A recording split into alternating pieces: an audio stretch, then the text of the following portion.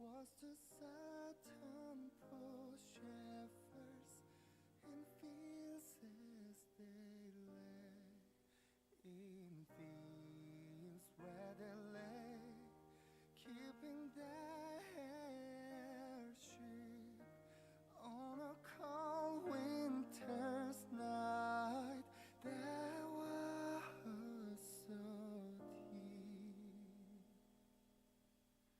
Noel, Noel, Noel, Noel. Born is the King of Israel.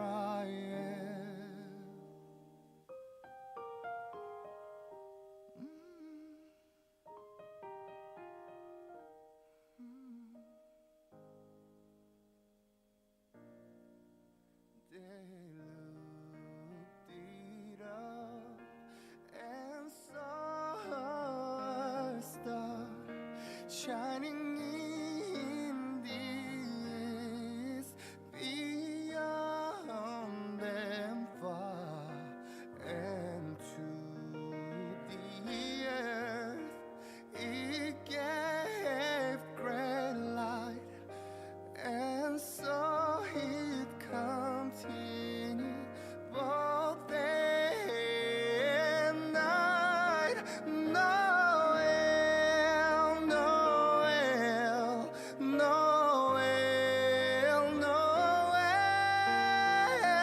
Born is the King of Israel. Noel, Noel, Noel, Noel. Born is the King of Israel. Oh, Noel, Noel, Noel. 잠시 안내 멘트 드리겠습니다. Ladies and gentlemen, may I have your attention, please?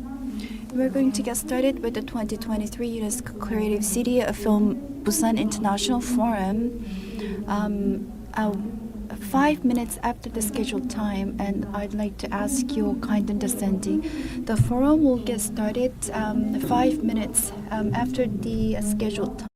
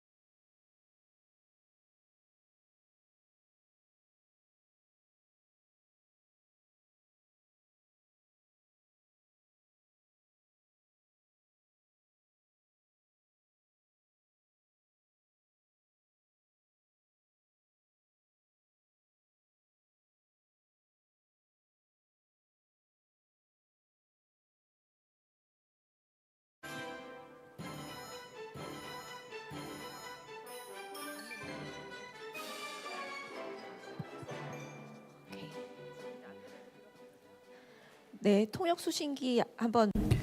This is announcement for simultaneous interpretation. Please tune into channel 1 for Korean and 2 for English. Number 1 is Korean and then number 2 is English.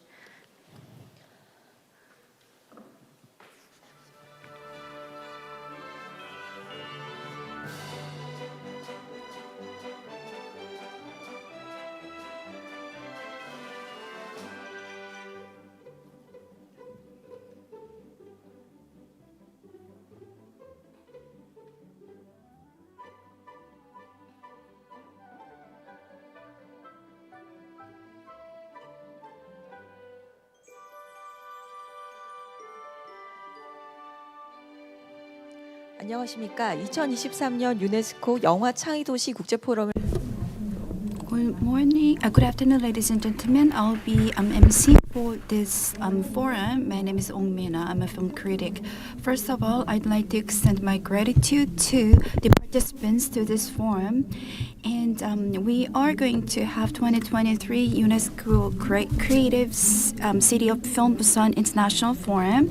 And it will be themed at practical directions to resolve cultural inequality. And each city will present their solutions and directions for cultural inequality, followed by a general discussion with the presenters and the panelists. And we are also streaming this forum through the official YouTube channel of Busan Cinema Center. I'd like to invite CEO of Busan Cinema Center for the opening remarks, Kim Jin-hye. Please welcome with a big applause.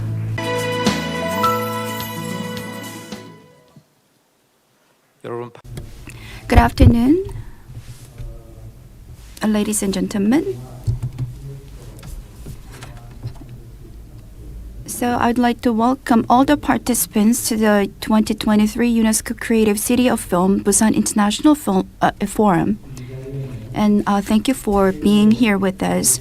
We are joined by guests from four foreign countries, alongside with the participants from all over the country. Thank you again for being here with us. I believe diversity is most important in culture. The US culture is not superior to that of the Aborigine of the US, and the Korean culture is not inferior to that of China or Japan. So each culture has its own unique characteristics and nature. That's what I believe. As such, culture must admit the value of diversity in culture. In addition, culture should be exchanged and communicated together. Therefore,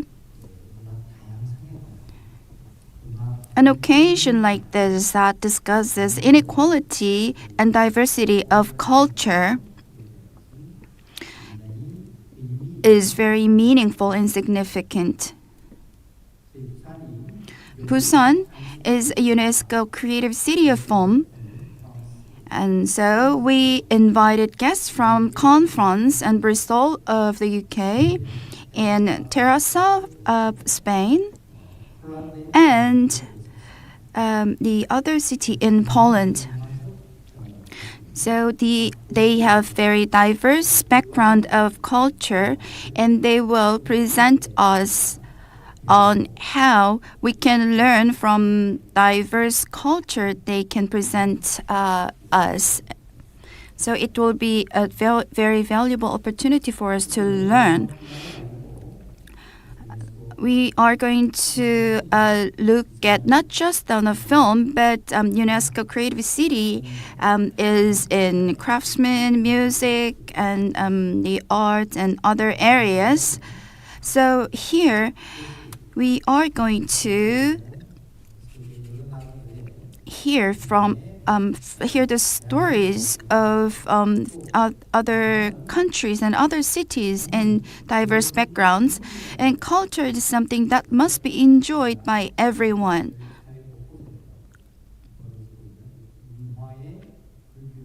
So cultural inequality that's in the society must be resolved, and I hope this will be an occasion to discuss how to resolve such inequalities.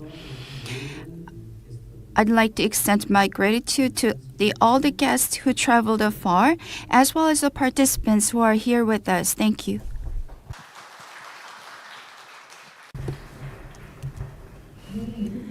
Thank you very much for your greetings. Here is a congratulatory video from Denise Bex, the Executive Director of the UNESCO Creative Cities Network.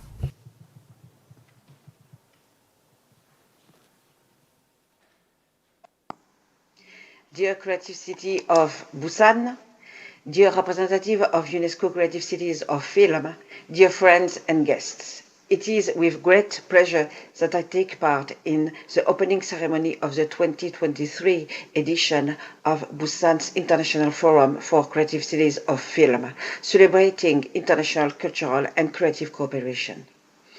I wish to thank the Creative City of Busan for its kind invitation and congratulate the city for the organization of this colorful event. Becoming the first UNESCO Creative City of Film in Asia in 2014, Busan has been proactive in developing cross-cutting projects to implement the United Nations Sustainable Development Objectives through its vibrant cultural and creative industries. The city has continued paving the way for culture-empowered sustainable urban development, in particular by building synergies and collaborations with other creative cities of film worldwide. Indeed, the city has demonstrated its strong commitment to and action for supporting local and international artists, providing them with dedicated platforms, hosting a variety of festivals throughout the year, and catering to all audiences and professionals. Busan's steady efforts to promote cultural rights and improve inclusivity in all dimensions of the cultural and creative sectors, implemented, for instance, through its outreaching screening service and Moonlight Express support program, are well reflected with the theme of this forum, practice directions, alternatives, and efforts to resolve inequality in cultural enjoyment within the city. This echoes all the major events and activities of the network advocating for social inclusiveness, such as the 2022 UCCN Annual Conference in Santos, whose theme was Creativity, Path to Equality. I have no doubt that this forum will provide an excellent opportunity for participants to discuss new avenues of cooperation and explore innovative solutions for positive changes in cities through culture and creativity. I wish you every success in the conduct of this forum. Thank you. Thank you very much. Next up, we are ready to enjoy a wonderful performance. We will be celebrating with the crossover ensemble Chinchin Classical, who will give you the best performance and the deepest emotions. Chinchin Classical started in 2014 and covers various genres such as pop, jazz, and K-pop based on the classical music. So based on various stages, they have been loved by the public as a one team. Please give them a big round of applause.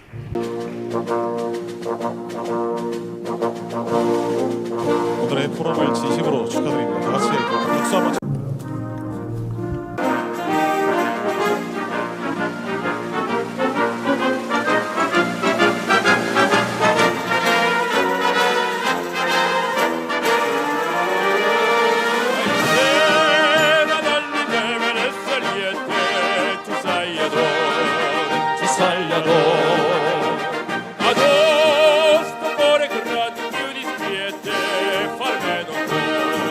Farmeno, a noi lo fuoco voce ma si foglie della sta e non ti cuore presso non ti stoglie sulla guarda yammo coppa yammo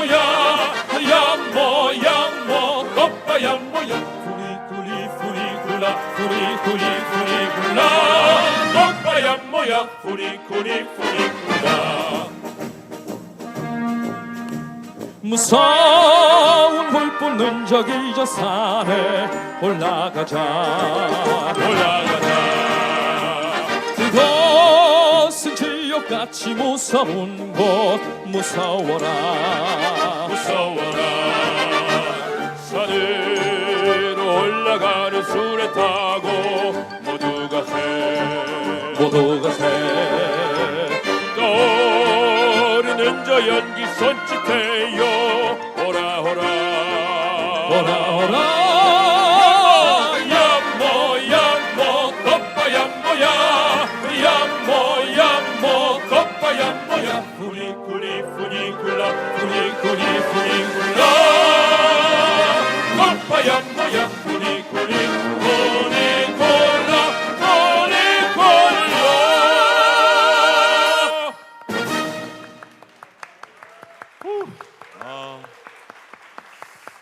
정말 아침 일찍부터 여러분들을 찾아뵙기 위해서 먼 길을 달려왔는데요.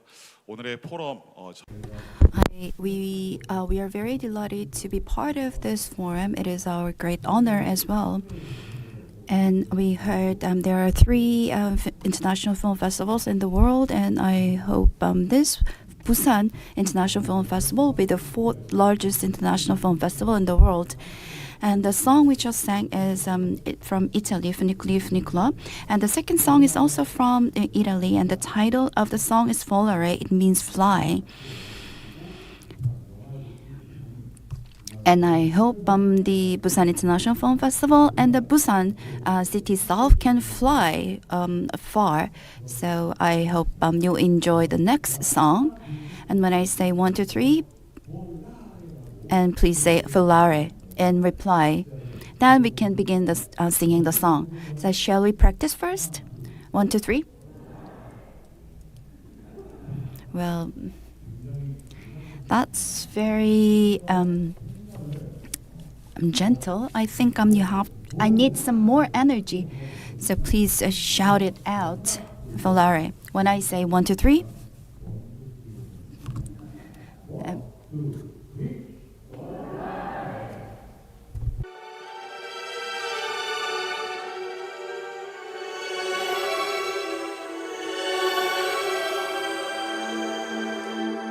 Penso che sogni così non li torni mai più. Mi dipingevo le mani e la faccia di blu. Poi d'improvviso venivo dal vento rapido e incominciavo a volare nel cielo infinito. Volare,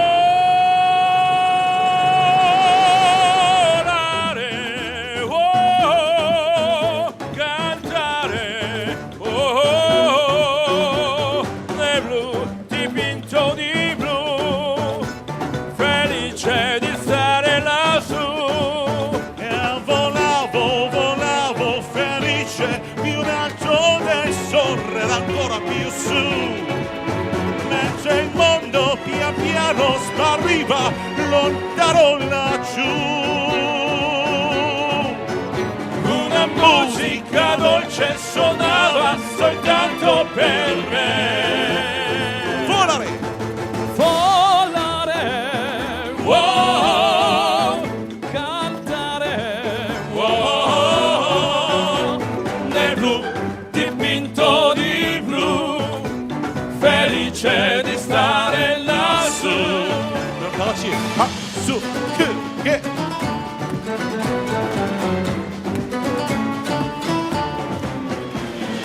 Ma tutti i sogni dell'alba spaniscono perché quando travolta la luna riporta con sé. Ma io continuo a sognare negli occhi tuoi belli, che sono l'ultimo tramonto di stelle. Volare, Ah, sì. wow, cantare, wow, nel blu degli occhi tuoi blu, felice di stare qua giù. E continuo a volare felice, più in alto e in sole ed ancora più su, mentre il mondo pian piano scompare negli occhi tuoi blu. La tua voce è una musica dolce e suona per me.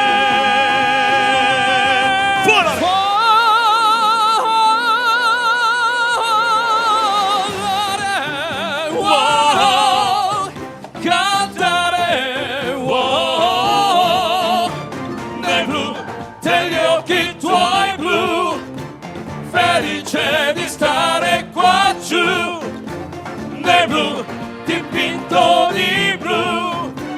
Felice di stare qua giù, nel blu degli occhi tuoi blu.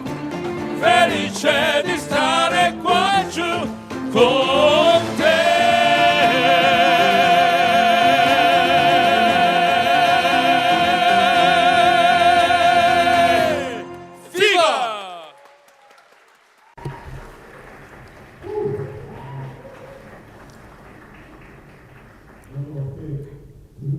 So did you enjoy our performance? Thank you so much. We prepared just 2 songs, but if you didn't say encore to us, so we just prepared an encore. So is it okay to sing one more song? 오늘 또 And today is an event of the UNESCO Creative City of Film Busan International Forum. So this song is really proper for this event. So we prepare a song, The Butterfly, which was the OST of a movie. So this is the last song, so thank you so much. 빛나는 사람아, 난 너를 사랑해. 널 세상이 볼 수 있게 나라 저 멀리.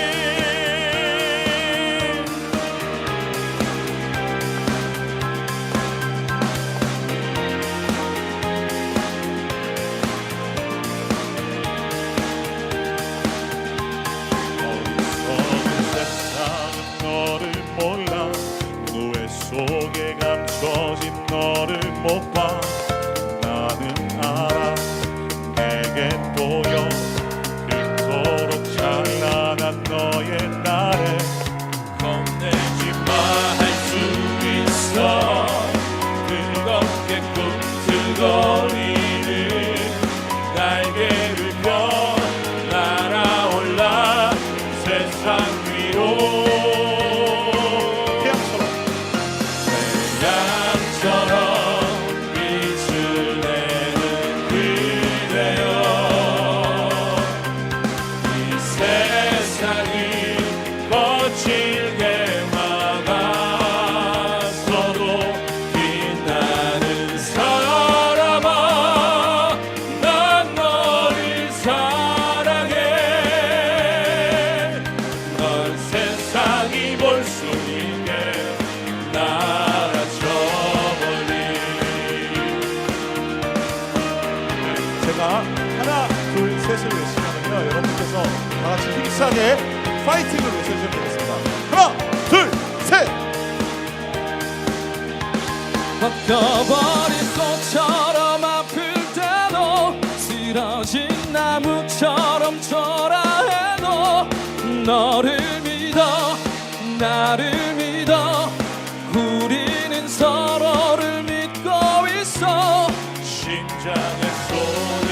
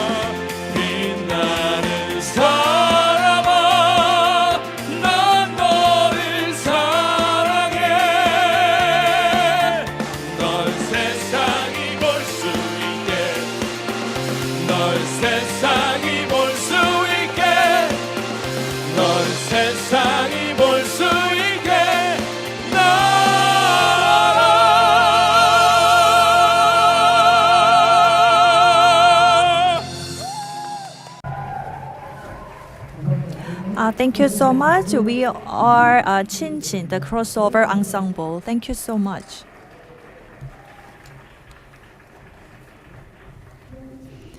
Thank you for the wonderful performance of Chin Chin Classic. This year, for the first time, Busan, the UNESCO Creative City of Film, hosted a filmmaking project for people with disabilities to share opportunities to create the films.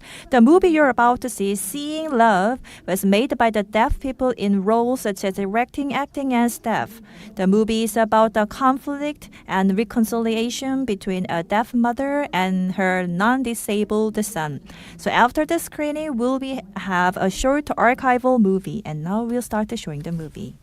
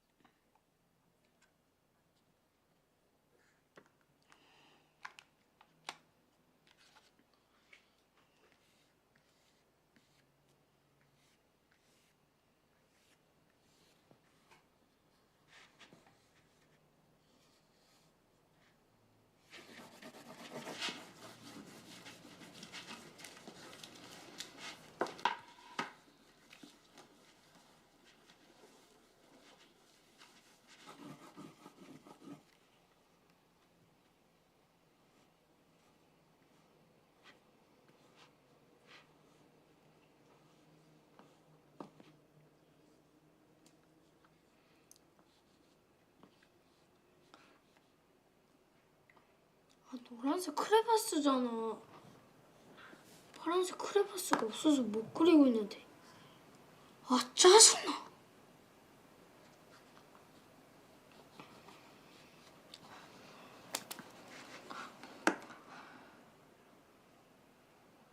아, 몰라.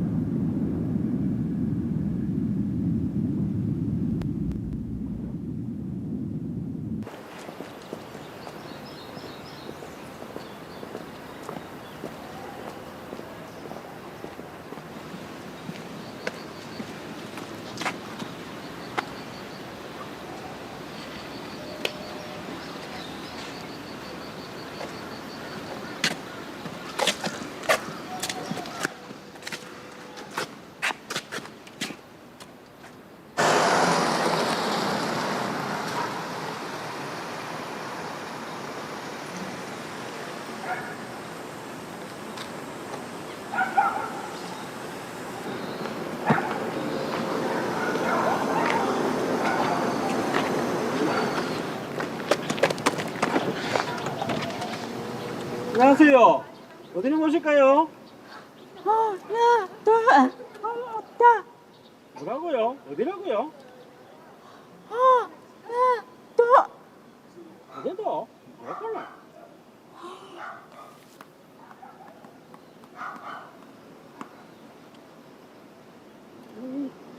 어디서 오는 거? 일부서는 또 알고. 아저씨, 저희 부산에 살아요. 엄마는 잘 못 알아듣지만 전 잘 알아듣거든요.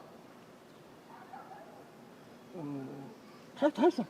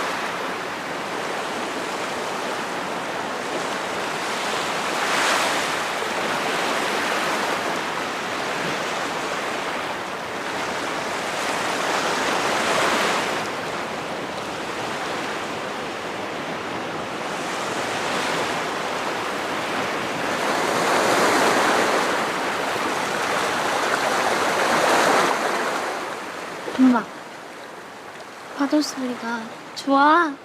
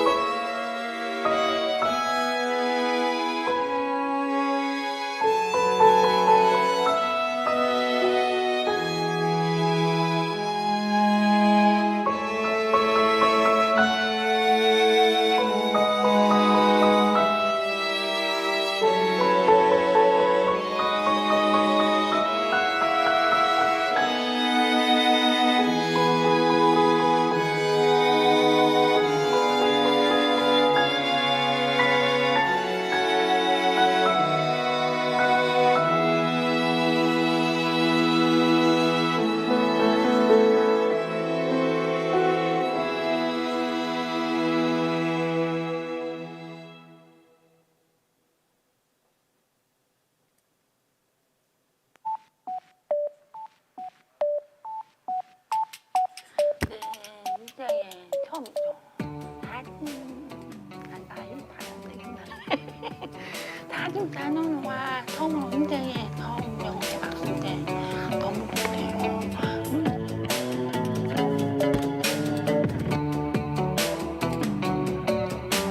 네, 안녕하세요. 저는 부산에서 영화를 만들고 있는 깐딱비아 필름에서 활동 중인 이남영입니다.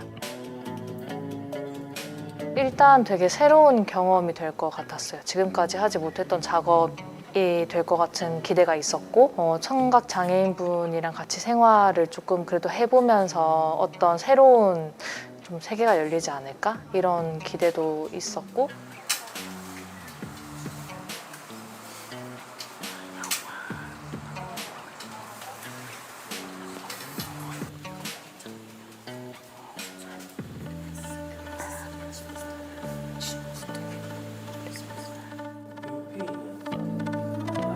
감독님께서 영화를 처음 만드는 분이시니까 영화 제작 과정은 어떻다라는 그런 좀 이해를 도와드리는 사전 작업이 필요했었고요.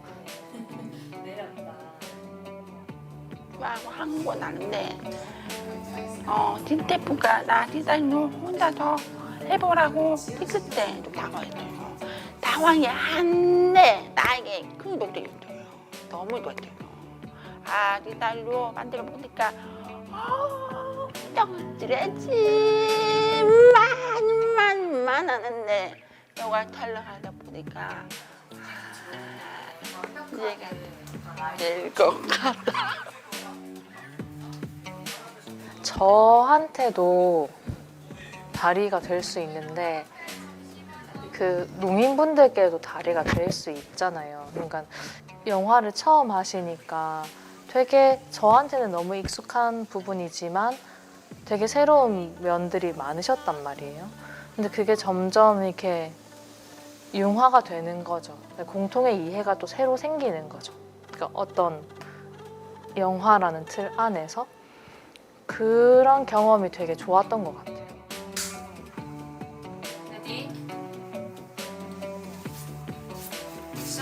영화를 보면서 미진하게 사는구나. 공감할 수 있는 상관없지.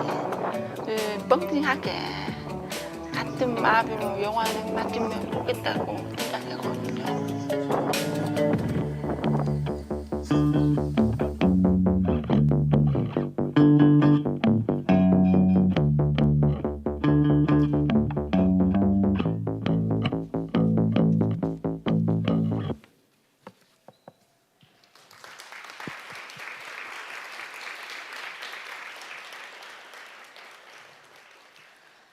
네,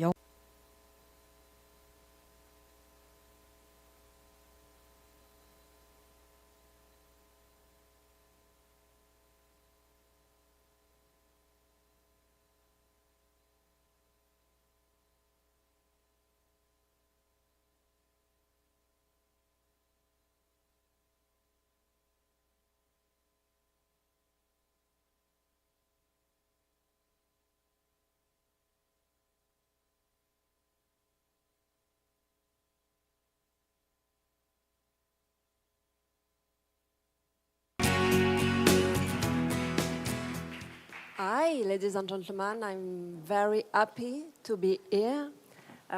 First of all, I would like to thank the city of Busan and the Busan Cinema Center for this invitation to this forum. I am thrilled to represent the city of Cannes at the UNESCO Creative City of Film International Forum.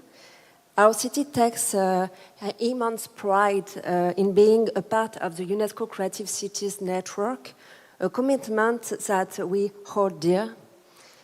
To set the stage, I'd like to share a brief video showcasing the vibrant audiovisual scene that defines Cannes.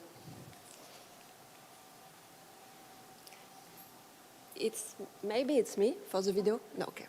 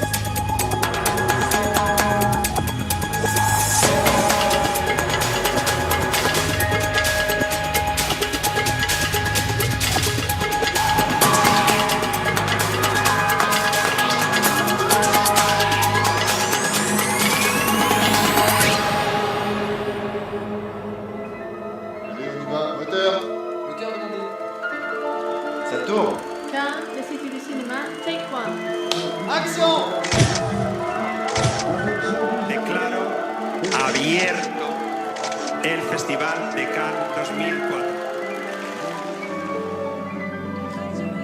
Ici le président du jury, Quentin Tarantino. Choisis la pile blanche, tu restes au pays des merveilles. Alors il faut nous empêcher. Vas-y, fonce. On sait jamais, sur un malentendu, ça peut marcher. You talking to me? You talking to me?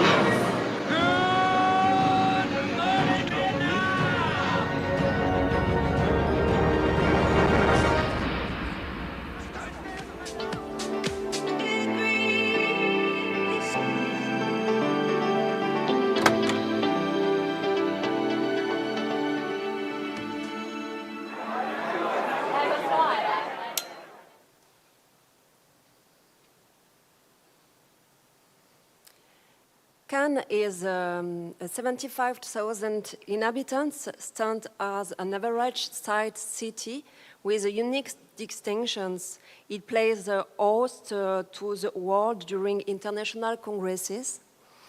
The Cannes Festival, a pinnacle of global cinema, welcomes a lot of filmmakers, of course, but also 4,000 journalists representing 150 countries. However, within the crittering facade, we acknowledge the presence of social and economic disparities, with 20% of the population living below the poverty line, surpassing the national average of 14%. Specific districts are even classified as national priority areas. For the Mayor of Cannes, David Lesnar, culture holds the utmost priority, constituting the largest share at the city's budget at 16%, totaling €30,200,000. As a pioneer in artistic and cultural education, Cannes became a pilot city in 2017, leading the way in France for the generalization of the artistic and cultural education.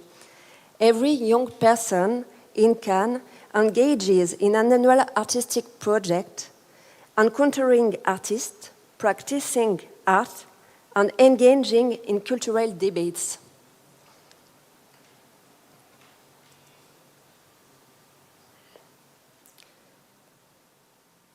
Our city boasts a rich cultural landscape featuring 6 theaters, 2 museums, a contemporary arts center, a music and theater conservatory, 5 media libraries, 2 national professional schools of theater and dance, a permanent symphonic orchestra focusing on music linked to the image, creative spaces, a festival center, and 8 cinema with 30 screens. Cannes Creative City of Film is not just a project, it's a collective effort to infuse art and culture into the heart and peripheries of your city. We aim to propagate the seventh art to all audiences and foster partnerships with the Creative Cities Network. With 15 festivals dedicated to cinema and audiovisual, including Cannes and 11 studios dedicated to audiovisual, we are a hub for creative endeavors. Our ambition intends to opening an international cinema and film festival museum in collaboration with the Cinémathèque Française and the Cannes Film Festival. We saw an extract before my presentation in the short film, and I would like to present a short film with a focus about this museum.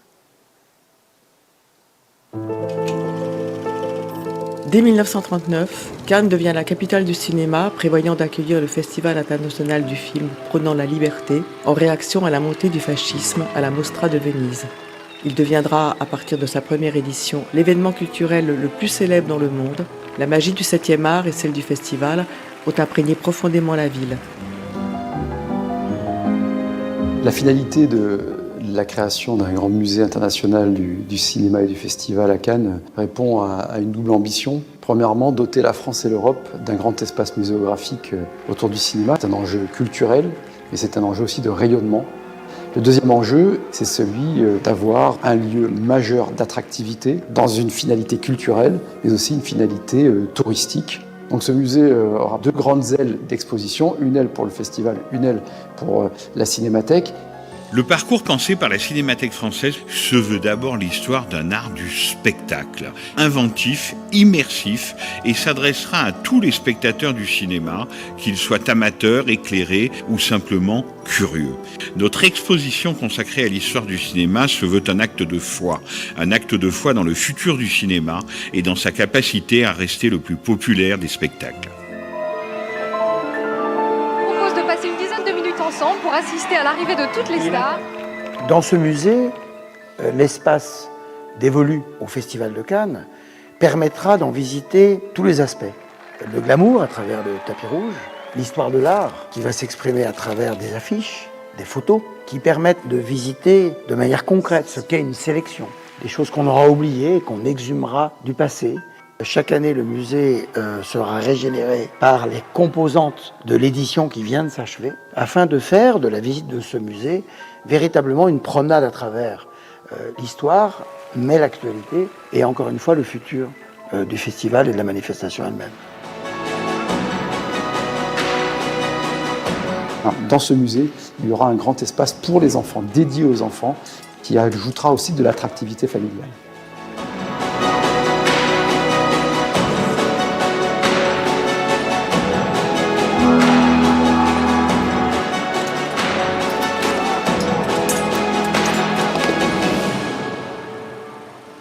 Au bord de la mer, non loin du palais des festivals, ce musée international permettra toute l'année de comprendre, de ressentir, de transmettre et d'aimer le cinéma. Federico Fellini nous partage ainsi sa vision du cinéma. Il n'y a pas de fin, il n'y a pas de début, il n'y a que la passion infinie de la vie. For us, the transmission and the education of cinema is very important. That's why the museum is a veritable challenge for us, and we would like to continue to promote cinema in Cannes all along the year, not only during the Cannes Film Festival. Participating in the UNESCO Creative Cities Network is crucial for us, and this year a significant collaboration was forged with Busan during the Cannes Film Festival. By embracing diverse cultures, we believe we can alter perspective, enhance creativity, and share knowledge. Our comprehensive program aims to facilitate the exchange of expertise among industry partners, promote film distribution in France and in Korea, and continue welcoming Korean filmmakers to Cannes' major film events. In addition, Cannes actively funds associations through agreements to promote film education, collaborating closely with the national education system. For example, Cannes Cinema receives annual funding of 440,000 euros to offer film screenings and filmmakers meetings in school throughout the year. The flagship program, Cannes Film École, Film Cannes School, for the translation, specially designed for preschool and elementary schools, present 2 films per year for preschools and 3 films per year for elementary schools, covering genres from documentaries to animated films. Cannes Cinema also plays a crucial role in training teachers, facilitating connections between cinema operators and teachers to provide students with a unique opportunity to explore the world of cinema. At the high school level, students benefit from workshops exploring film genres, techniques, production, and participating in high school diploma. The Directors Fortnight contributes significantly to arranging cinematic culture in priority neighborhoods through the Quinzaine en Action, initiated by the Directors Fortnite Society in 2015. ACID, a strong advocate for independent cinema, actively involves young viewers through a network of ambassadors, student projects, programming workshops, and masterclasses.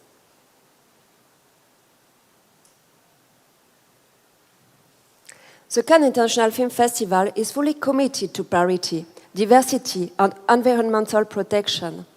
The Cinema of Tomorrow program supports creation and provides opportunities to connect with professionals and finds in short formats the CINEF program for film schools and the reception of passionate youth from around the world.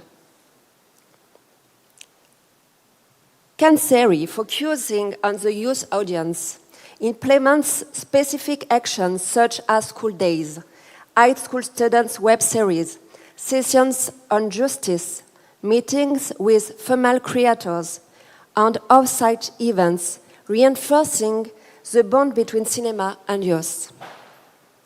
We would like also create a new international film festival for schools, where we could screen movies, maybe, of Korean Academy of Film Arts. In preparation for this conference, my aim was also to illuminate the existing connection between Cannes and Busan to provide you with a current overview. The Cannes Film Festival maintains robust ties with both the Busan International Film Festival and the Korean Film Council. These relationships, over various aspects, including artistic collaboration and market-oriented initiatives. Relations between Cannes and Busan at the Cannes International Film Festival have been cultivated over 2 decades, with Christian Jeune, the deputy director responsible of selection, actively engaging with the Busan International Film Festival. The director of the Busan International Film Festival is regularly invited to the Cannes Film Festival. The relationship with COFIC involves consistent collaboration, organized as part of Cannes Next. These efforts signify a commitment to the Asian cinema sector and strengthen the ties between the Cannes Film Festival, the Busan International Film Festival, and COFIC.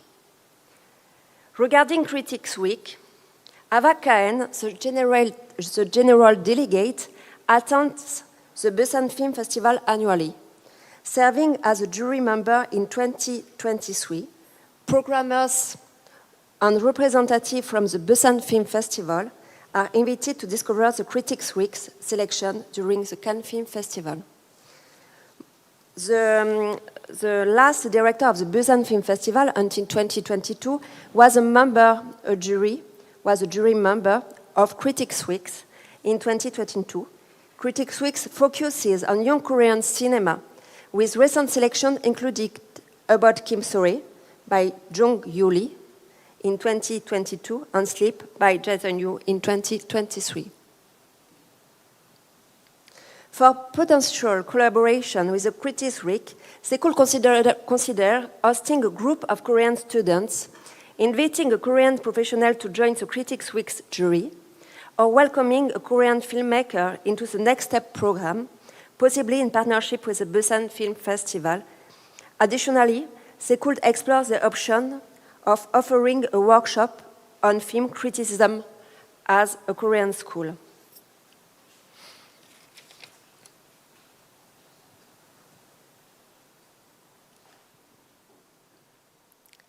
In conclusion, Cannes views culture as a potent force for social emancipation and economic development. We are committed to fostering international collaboration, promoting film education, and creating inclusive spaces for artistic expression. Thank you a lot for your attention, and I look forward to fruitful discussion to this forum. Thank you very much.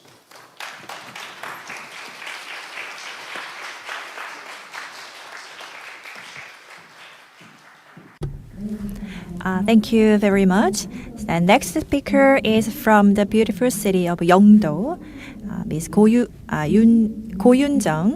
The director of the Yeongdo Cultural City Center will be presenting on the topic of practical examples of Busan Yeongdo in response to the urban cultural inequality. Nice to meet you all. I am the director Go Yun-jung of the Yeongdo Cultural City Center.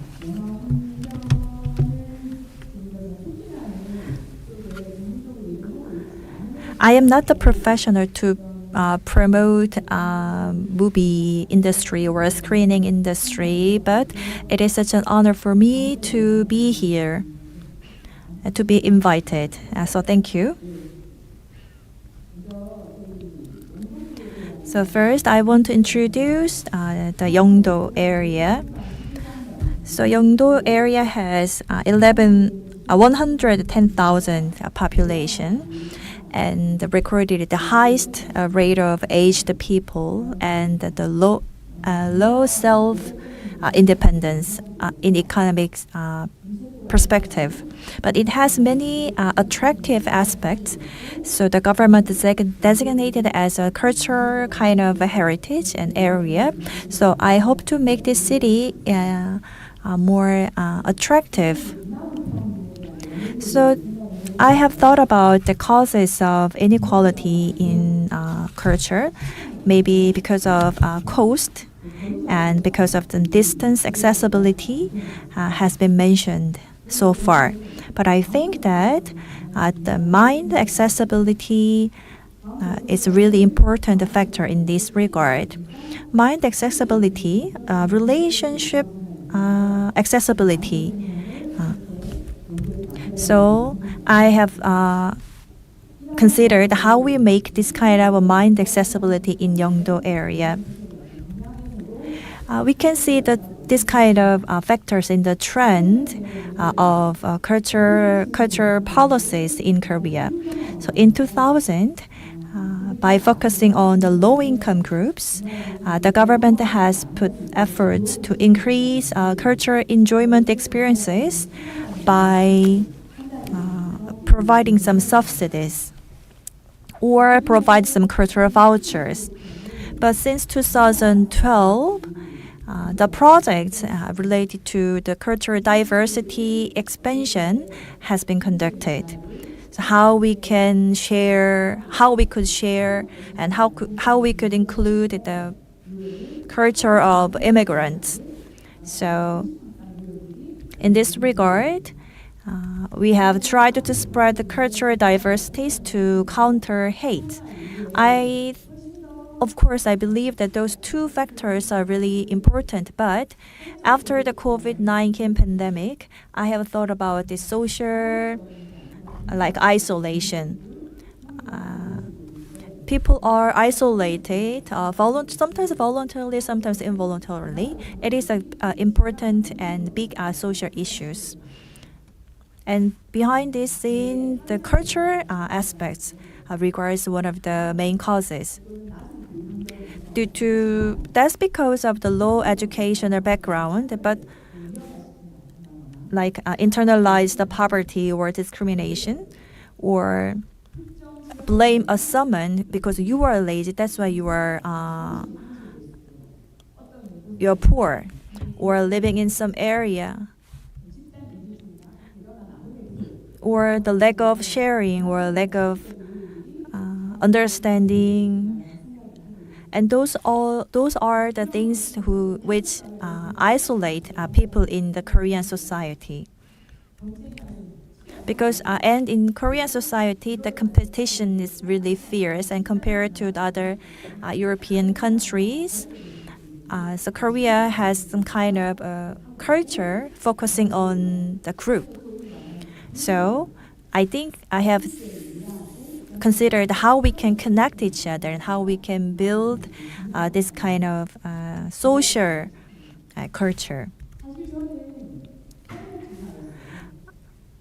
I was a social service worker And I have moved to this area like 10 years ago. So sometimes I can connect the cultural aspect with the social aspect as well. I work in the school as a social service worker. And in that school, there were like 5 long-term absentees. Maybe that's because of lack of my ability. So I failed to take them back to school. But there was one project which make a success. We have some soccer games. It's by playing this soccer game together with the students and the teachers, we change the schools where the students wanted to come. So to make a relationship, the important point is how we can make some amicable neighborhood. And in case of the cultural diversity, I think a partnership and the solidarity are the factors that we need to consider. So I participated in the Creative City project, the UNESCO Creative City project. So in this regard, I joined the EM Film Festivals. So with the people with the disabilities, we talked about what they wanted. And with the queer group, we worked together how we build partisanship and the solidarity. And I think that the art is really important value. In the social service, people get some benefits only when they keep saying that I am how they poor. But in the art areas, they can express their attractiveness, and so art can empower people. So to make some amicable relationship is one way to overcome some disabilities. And it also really great way to overcome some crisis that the Korea have faced. Currently,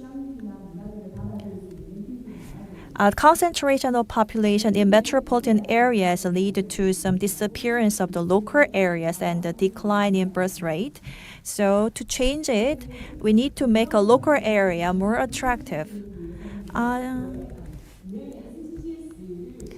I think that localizing the UN SDG is one of the way to achieve our goal. So I think from one project can be a city policy, and from the abstract concepts to action strategies, and from international relief to the local cultures. So to achieve my goal, I have talked about the local residents, so with more than 2,000 populations, with expertise and non-experts and students.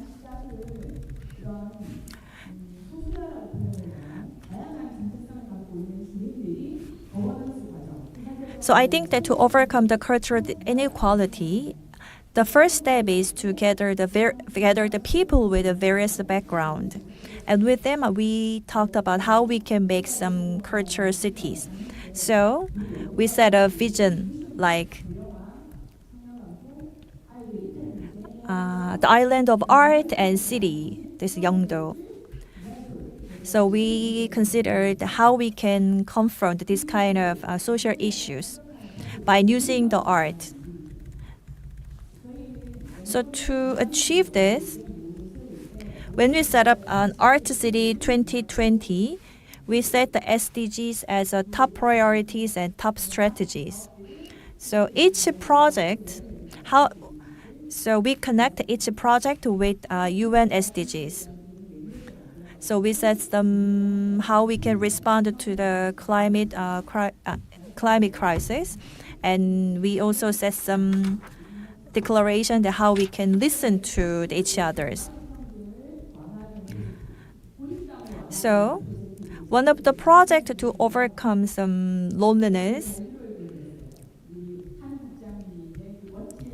or some isolations, I make some kind of chart.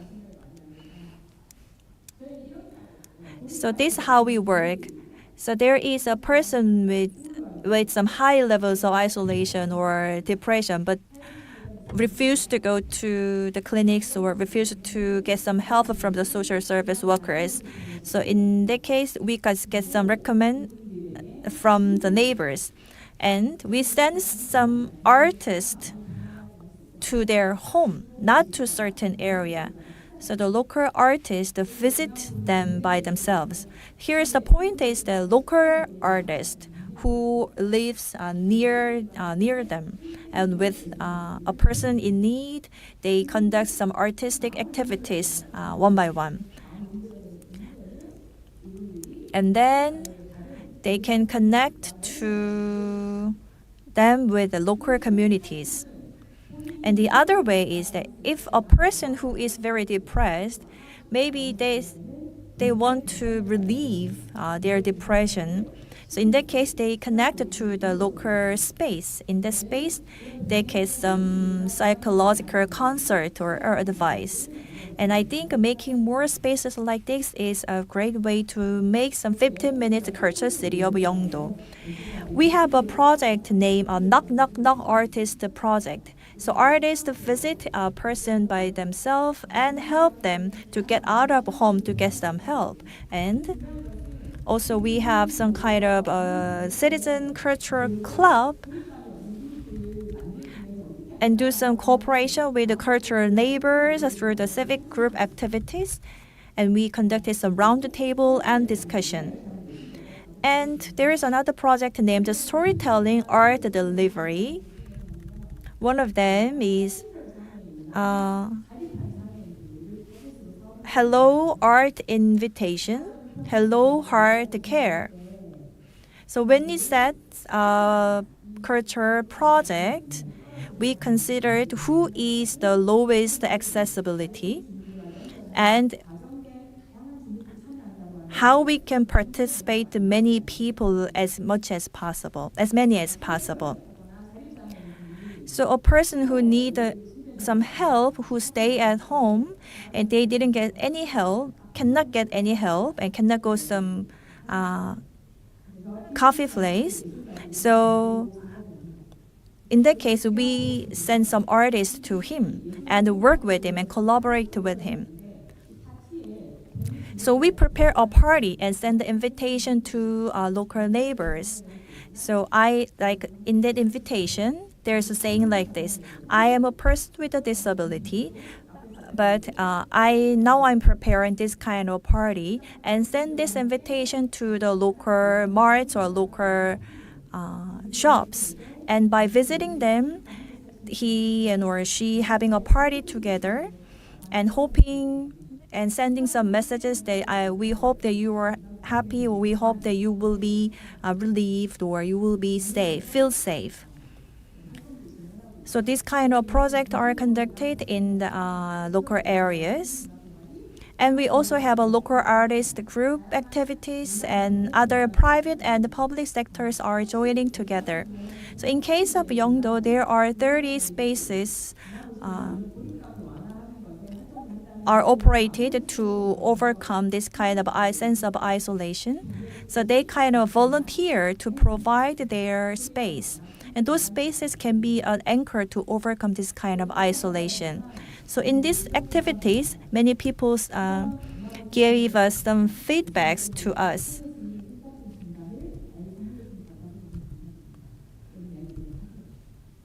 So they give a feedback like a real culture city is one where people are living now, are happier for the rest of their lives. And we have focused on the local spaces as a cultural spaces by making a 15-minute cultural city, Yeongdo. So first, we gather people in Yeongdo area and study together. And as I told you before, the local spaces, we send those people to the local spaces to conduct some community activities. We conduct some consultation program, and we conduct some project, singing rap. So by doing so, we can attract more planners and organizers to do some interesting projects together. So that as a result, we have conducted some various projects with different kinds of people, with the people with the disabilities, people with like old and young. So in the process, some are open restaurants, some are start their own business, and some are open the bookstores.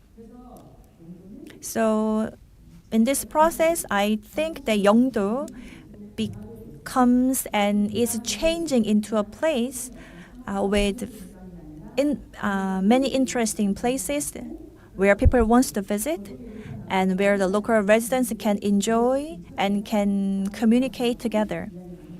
So where they can meet some people, then share and relieve their isolations. I think to relieve this cultural inequality, the most important factor is amicable neighborhood and how many neighbors we have who welcome us. And that is the way we need to design the cities. So in the decision-making process and in the art activities, they have to be joined together. And in this regard, we can connect neighbors by cultural art. So please have some interest in the cultural city Yeongdo. 네, 감사합니다. Thank you very much. Next up, we have Frank Del Agua from Terrassa, Spain, a local a cultural IT specialist who will be presenting on inner games using video games and XR to improve the emotional well-being in vulnerable communities. Please welcome him with a big applause. 안녕하세요. Is correct? Hey. Hello, hola, in my language, and it's Spanish, okay? I'm very happy to be here. It's my first time here in South Korea. It's a pleasure for me to share with you all the projects that we are developing in my country, in Spain, and as well in other countries like France or Estonia. Thank you very much to Busan City of Film for the invitation. And I start, okay. The aim of my work, or my company, is to develop some projects to promote the use and development of video games applied to education and mental health. We combine video games and virtual reality as well to create positive social impact among communities that they are in a vulnerable situation. Okay. So we can start. Well, I come from Terrassa. Terrassa is a city close to Barcelona. It's 30 kilometers away from Barcelona. It is another city of film, creative city of film. This is Terrassa. It's known by film production, for their modernist architecture, and as well for the jazz. You like jazz, music jazz? Okay, it's known this city for the jazz as well. Okay, don't ready to play seriously? Now, I would like to pay attention to these photos, okay? You know this man? Who this man is? Lionel Messi, yeah, a former player of FC Barcelona, okay? Now, unfortunately, he's playing in Miami with Beckham, okay? But for 15 years, he was playing for Barcelona. This woman with VR headset, yeah, is enjoying a little bit. This couple in love. And these young people playing video games. What do these images have in common? It's a question for you. Joy? Other words? Playing? Yeah? One more? No? Emotions. Yeah. VR and video games are very powerful tools to create emotions. And what happens when something is creating as emotion? Is another question for you. In terms, for example, for instance, of education,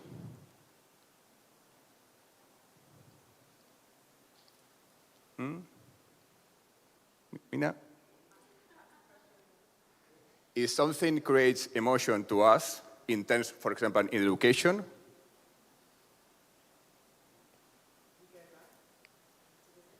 yeah, we can engage easily with the activity.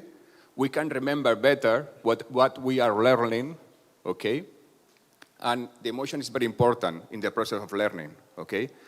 And the emotion is very important as well in the process of transform some thoughts, some beliefs, some behaviors that are limiting us, okay? And video games and VR are very powerful to create emotions and to allow us to learn faster and to transform some thoughts, beliefs, behaviors that are limited us, okay? And video games and VR are very powerful for that. And I show you, okay, is that? I show you some projects that we are using video games and VR. For example, in Tu Lugar. In Tu Lugar is a Spanish word that we can translate like put yourself in one else's other shoes, okay? We use here audiovisual content and VR to prevent violence among young people, aged 12 to 18. We use VR to create empathy, okay? Let's see a short video and then explain more.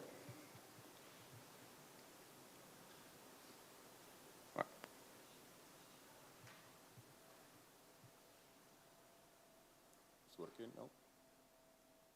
Oh, sorry.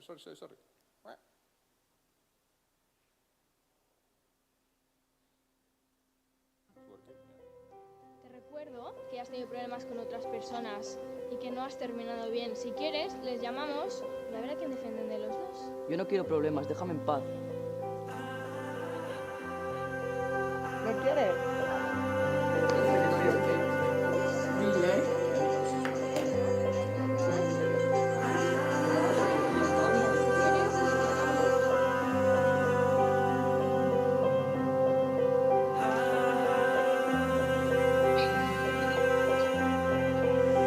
Enviaba una foto sin camiseta, ¿no? No, que corté. Ah, tío, no seas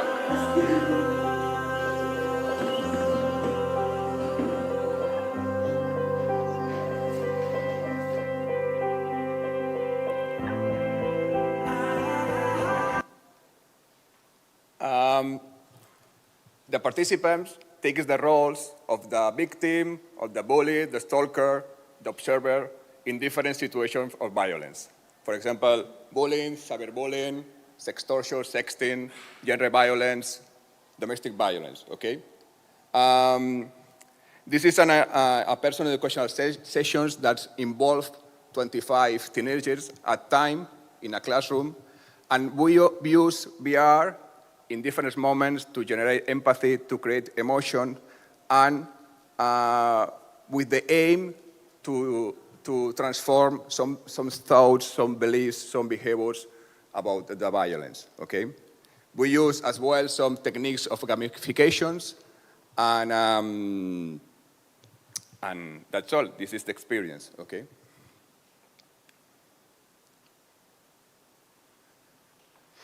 Experience. First, we explain about violence, to raise awareness with the young people. Then we create empathy with VR. Then we identify some violence, and then critical reflection. This is the process that we follow in this activity that is called Into Lugar. Yeah. Another project that we are developing with children age 6 to 12, we use video games and VR, virtual reality, to help young people, children in this case, to manage, to identify some emotions and to manage the emotions, okay? Let's see a video.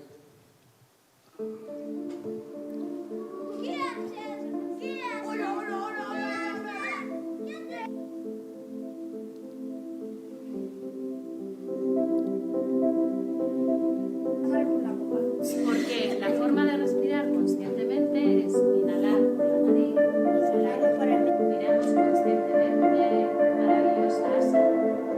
Muy bien. Yo ni sé cuántas tengo a la vez.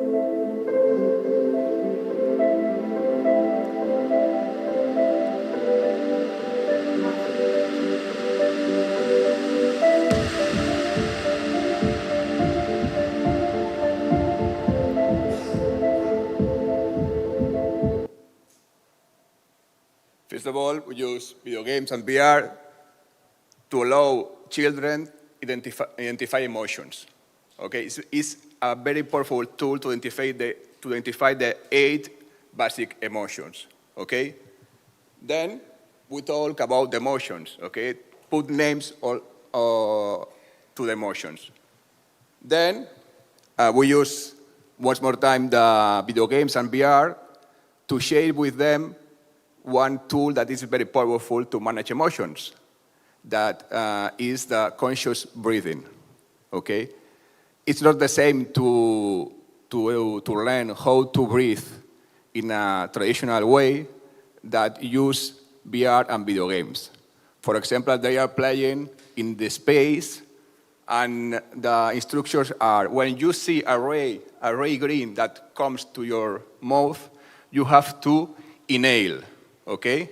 And when you see a red gray go out from your mouth, you have to exhale. And all the children with the headsets are doing, oh, a red ray, inhale. Oh, a red gray, exhale. Okay? It's a funny way to learn something that is very important to manage the emotions in some situations. Yep. It's another example to use the VR and video games to help children in a serious way. Another project is Revivir. Here, we use some audiovisual content and VR to help elderly people to improve their emotional well-being. Here, we combine reminiscence. You know what is reminiscence? Okay? With VR. We allow them to connect with moments of their past. Beautiful moments they can remember, and these things, these connections promote the well-being in these elderly people. Yep.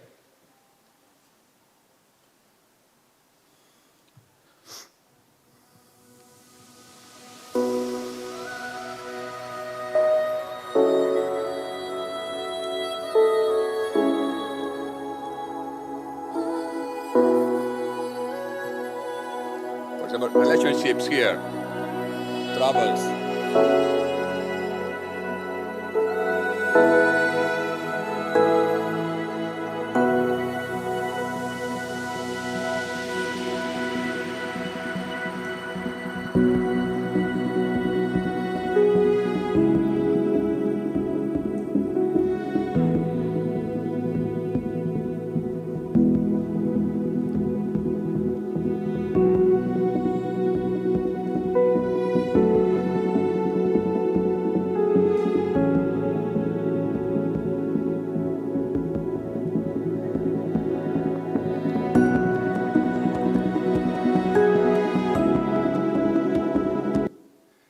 It's a very beautiful experience.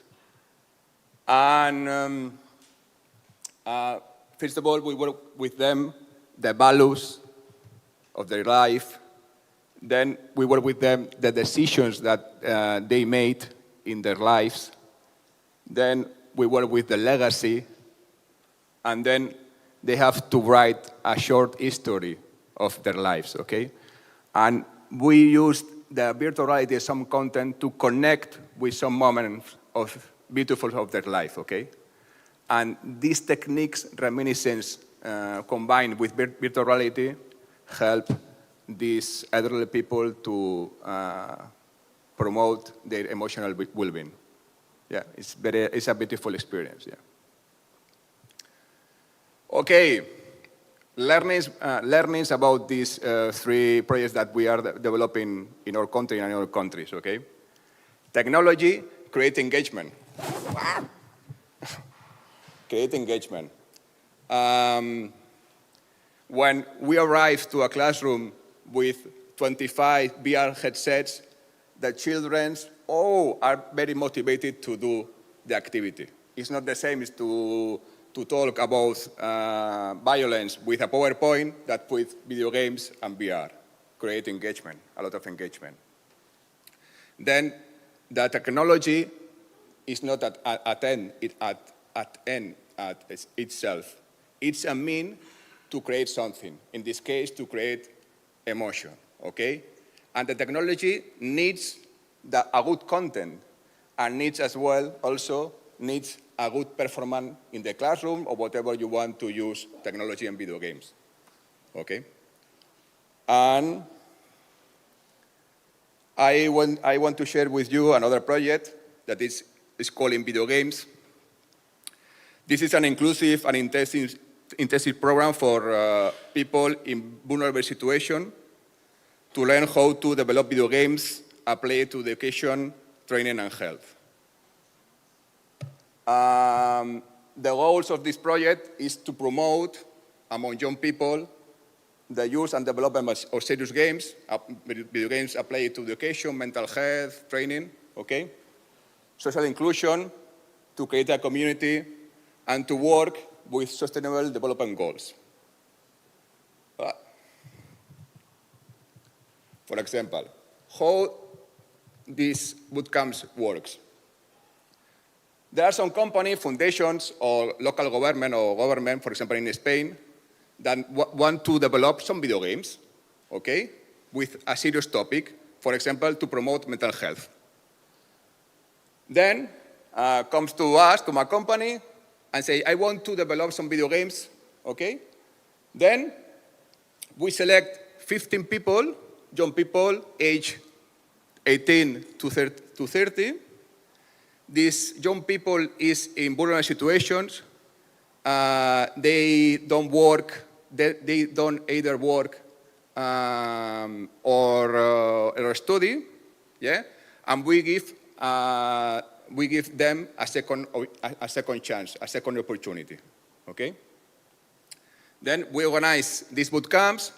These boot camps last 6 months, 700 hours, and they have to develop by teams 3 video games that then we deliver to the company, foundation, association that pay this boot camp, okay? If the topic is mental health, these people create video games to promote mental health, and we deliver to the foundation companies that paid. Yep, this is the model, innovative model of the boot camps.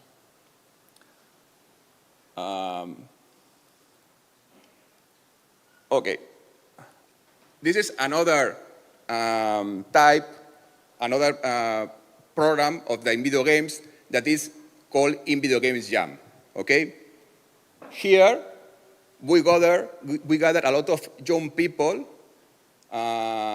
together in 48 hours. They have to develop a video games as well to promote mental health. Yep.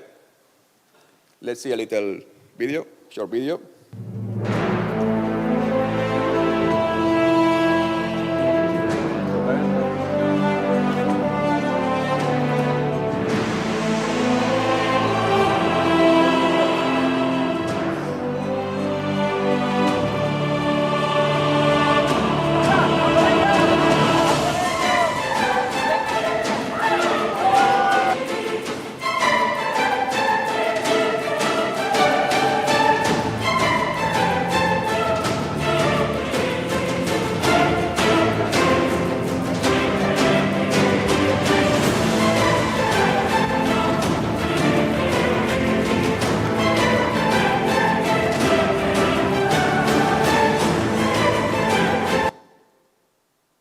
Okay, this is a, sorry.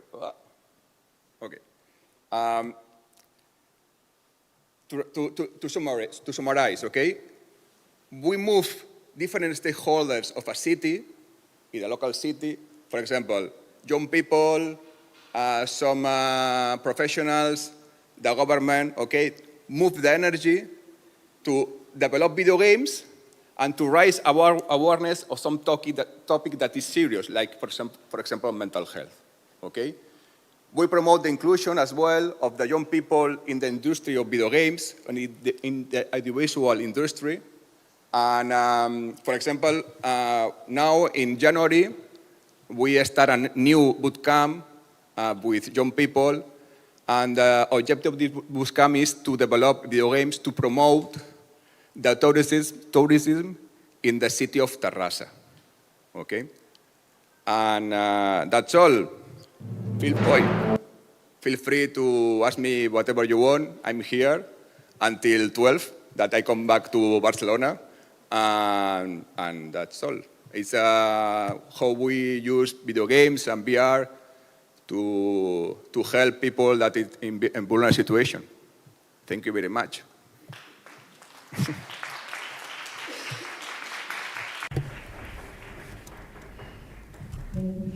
Thank you very much.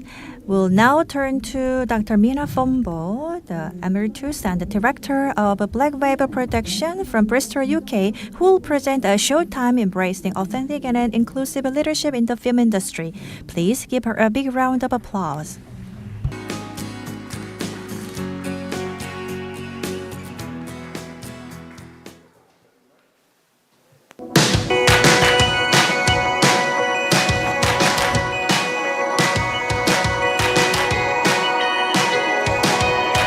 I love you, Bristol, the place of dreams and possibility. Wouldn't have shut the pub in the winter.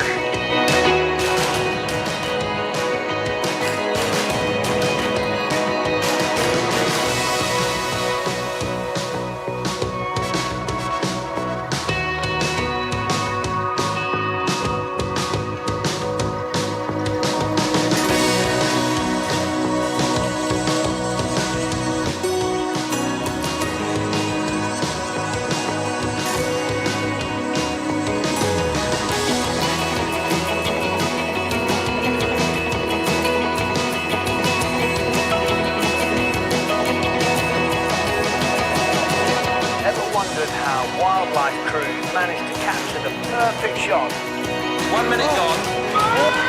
That is. I'm really happy to be here, despite the rain. Nurturing good talent and developing skills for the future.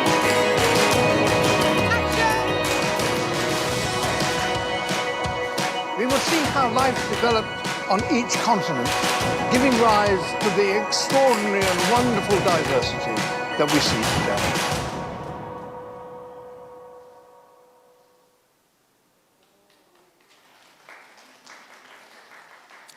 Thank you so much, Busan, and to the Film Office for inviting me. For very, very honored to be here. When we think about diversity, representation, equity, and inclusion, I noticed that there are lots of people just talking. They're talking and they're not saying very much. So I like to focus my energy day to day on saying less each day, but showing more through the work that I make. But first, let me just rewind to earlier in my journey. When I was growing up, around 8 years old, I remember I dreamt of being a pop star. I would sing in my bedroom to Whitney Houston, and I would rap like Salt and Pepper. My brothers would laugh at me and tell me that I couldn't sing, so I lost my confidence. Fine, I said, I will become a famous actress like... And then at the time, I didn't know who I would be like. Then I watched the movie The Color Purple, directed by Steven Spielberg and starring Whoopi Goldberg and Oprah Winfrey. They both became my favorite actresses, and I would practice performances every day around the house. I would pretend I had my own talk show, and I would charge my family tickets to come and sit in our living room and watch me perform my plays. My family were very, very patient, but mostly I think they were happy that I wasn't singing anymore. Fast forward. I spent 10 years in the theatre and some small TV parts, and one day I realized that to win a BAFTA award for the Best Actress, I would need to have a good part, a leading role, and this was back in the late 1990s. That's when I realized that in over 50 years, a black woman had never won the award for Best Actress. So I remember thinking at the time two things. Number one, where are the black British women in acting, and why are they not being nominated? And number two, is this racism? When I was younger, I tried to remain optimistic. Fast forward. I changed from acting and decided the power lies in being the person who writes and directs the films. And so I went to study filmmaking at the University of the West of England. In the 3 years I studied, they showed us films by famous directors like Ken Loach, Martin Scorsese, Mike Leigh, and many, many more films made by white male directors. And only one, let me say that again, in the 3 years, just one film I saw that was directed by a black woman. It was a short film and lasted less than 10 minutes. But to me, it was the most important film I saw in my 3 years of that course because I saw myself represented through her. Fast forward.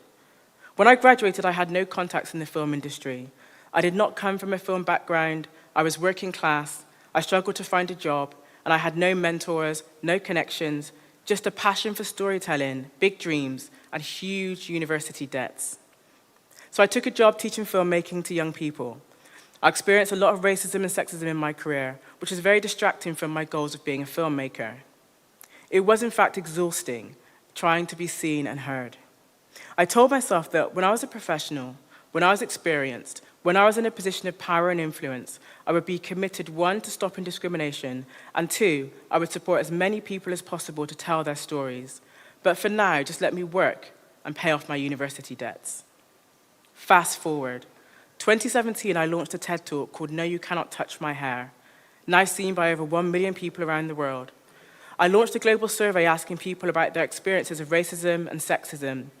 And through sharing this campaign, I wanted to educate more people about racism in the workplace. Fast forward. In 2019, I met my now business partner, Michael Jenkins. My beautiful city of Bristol, which you've seen demonstrated through this short film, were bidding for a national network, a broadcaster called Channel 4, to bring a new hub from the City of London to Bristol in order to support our city's ecosystem. I remember I was sitting in City Hall, and I looked around the room. Over 50 people were sat there, and I was one of just 3 black faces. Our mayor, Marvin Rees, was one of them. I remember thinking to myself, how does this demonstrate inclusion, particularly of black communities in the film and TV industry? Everyone in the room was talking about how diverse we were as a city, how amazing our films is, how inclusive we are. But again, as I looked around that room, I couldn't see many of my people represented. We make amazing content in Bristol, but there's something missing. At that time in the city, of over 140 film and TV registered production companies, to our knowledge, none of those companies were black-owned. And so with that, Michael Jenkins and I launched our company, Black Wave Productions.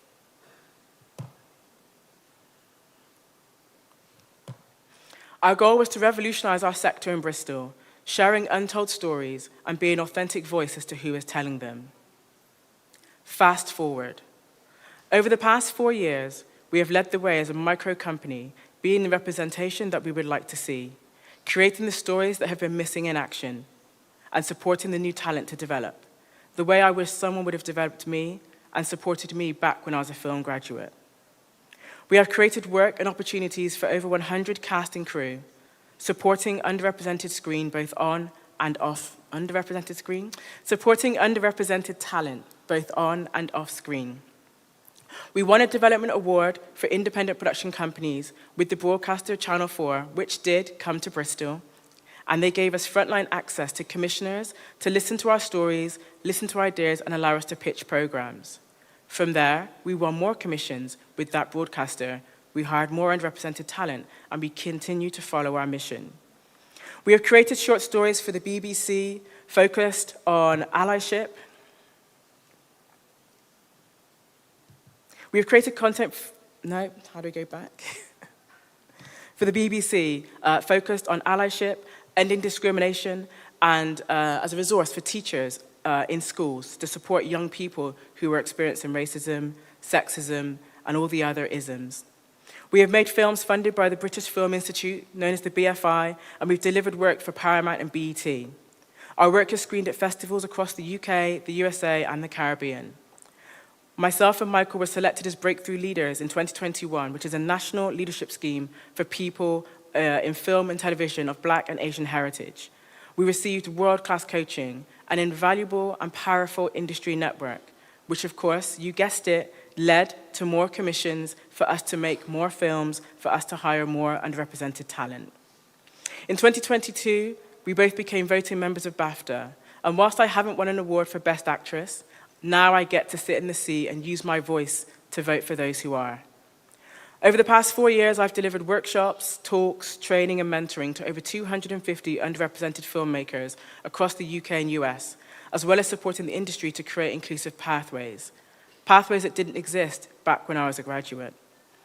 We mentor new directors from Bristol via the New Voices scheme, a partnership with the BFI network, supporting those new voices to get funding, direct their first films, and gain access to industry networks. This program is focused on groups from lower socioeconomic backgrounds, deaf and disabled, neurodivergent, and of course, Black, Asian, and people of color. In 2021, I can remember I had a film commission for a project called The Glorious Ones, and I was trying to find a Black female producer. I felt that I needed a producer that understood my community and my story. And after 6 months of trying to find a producer in the region, my timeline was coming up, and I had to just deliver. So I ended up producing and directing that film myself. Not something I recommend. But off the back of that, the following year, I launched a program to deliver a film retreat followed by a boot camp, a series of workshops and training, which supported 17 Black women to... this microphone is not happy. I'll go back to the top. So following that, I launched the following year, I launched a program to deliver retreat-style boot camps for Black women, 17 of them, so that those living in cities outside of the capital, London, would have a network of peers to connect with and not struggle to find producers, directors the same way that I did. This year alone, I've mentored long-term 6 Black women to win funding, placements, make their first documentaries. The youngest on that mentoring scheme is 20, and the oldest is in her 50s. When we think about inclusion, it's important to remember those filmmakers that never got the chance to even pursue those dreams of working in screen and TV. And the stories that come from mature filmmakers are equally as important. I spend my time these days working as a director of films, and I'm passionate about stories that cast leading Black women in documentary, but also I work with organizations consulting on how to create authentic and inclusive work environments. This is my journey, a demonstration of how individuals and a small micro company can have an impact on changing our industry for the better. To summarize, I want to leave you with a few thoughts for your journeys, but also some discussion points. Number 1, representation makes a difference. Like the film I watched at university. If you can support more content with diverse casting on and off screen, then I encourage. Number 2, it's about amplifying underrepresented voices. Through mentoring or championing or training, it's important at every single level that we find ways to be proactive and address the inequality head on. Number 3, it's about creating inclusive work environments. At Black Wave, we create purposeful and intentional space. And trust me, people are not having their hair touched on my sets. Number 4, collaboration and partnerships are key. So if you're a bigger organization, leverage your power and support local talent and micro companies like ours, because we are actually already doing this work, and we do it authentically. With more resource, imagine what more we can do. From day one, our mayor, Marvin Rees, and our deputy mayor, Asher Craig, joined us to launch Black Wave, as did many other production companies in Bristol that were in that room in City Hall that day, recognizing that our city had a gap and we were providing a solution. There are many solutions that we can foster. So I encourage all UNESCO cities of film to find and support the micro companies that are already making a difference as part of your journey to creating more inclusive industry. And with that, a trailer from my new documentary film, because I'm also a distributor, And the film is called Some Girls Hate Dresses. It's supported by the Iris Prize, and it will be released in 2024 on ITV. Because I turned up to school and I was the only girl wearing a tie. We used to play kiss chase in school and the girls would chase after me. I wasn't like, oh, look, I like everything pink. The word tomboy, I don't really like labels. I don't like the word, actually. Sport has always been my go-to. The more brutal, the better. I do love a bit. Rugby was great. Back then, women didn't play a lot of rugby. It wasn't considered, a feminine thing. I think the American football was definitely my pinnacle. Any sort of dress was just not good for me at all. I ain't got the legs for it. You couldn't put a dress anywhere near me. And have you worn a dress since? No, hell no. I won't be wearing a dress ever again.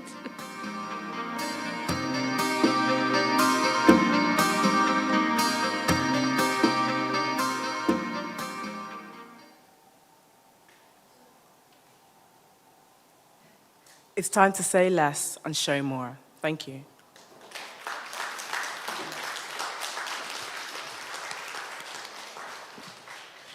네, 감사합니다. Thank you for the presentation. Next up is from Kennedy, Paulina Paul, the president of Film House, and she will be talking about the practical aspects of film education of young people at risk of social exclusion. Please welcome her with a big applause.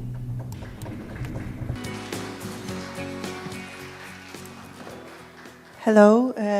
First of all, I want to say big thank you to Busan City, to Busan Cinema Center for such a hospitality. It's great to be invited here. And my name is Paulina Paul, and I'm with Crispin Pluta. We are both representing Dom Filmowy, which can be translated to Film House, a non-governmental organization from Gdynia, Poland. It's north of our country. And for last 8 years, we create a space for young filmmakers. We organize practical workshops, screenings, meetings. We have produced more than 200 short movies with children. And our mission is bringing young people together, give them space to create, and support them with our knowledge, with our experience, to tell their own stories.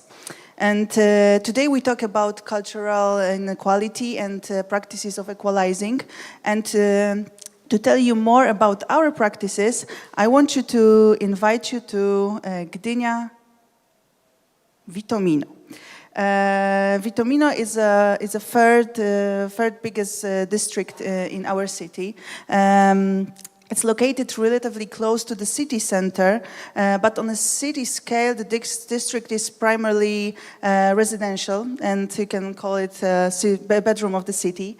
And it's a place where residents come back after work, but they don't have many opportunities to find high quality opportunity in culture.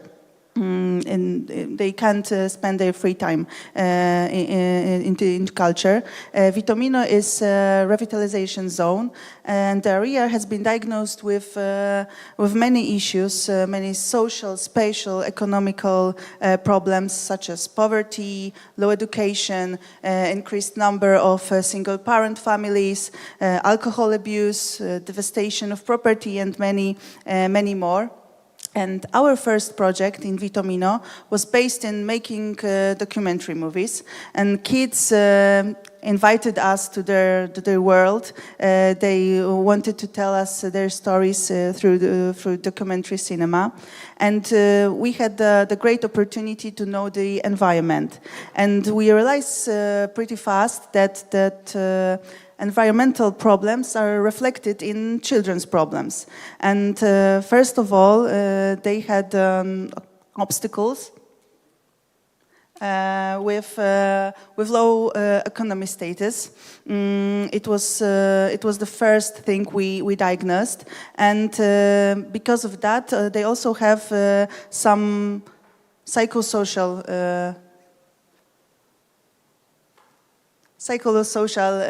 issues.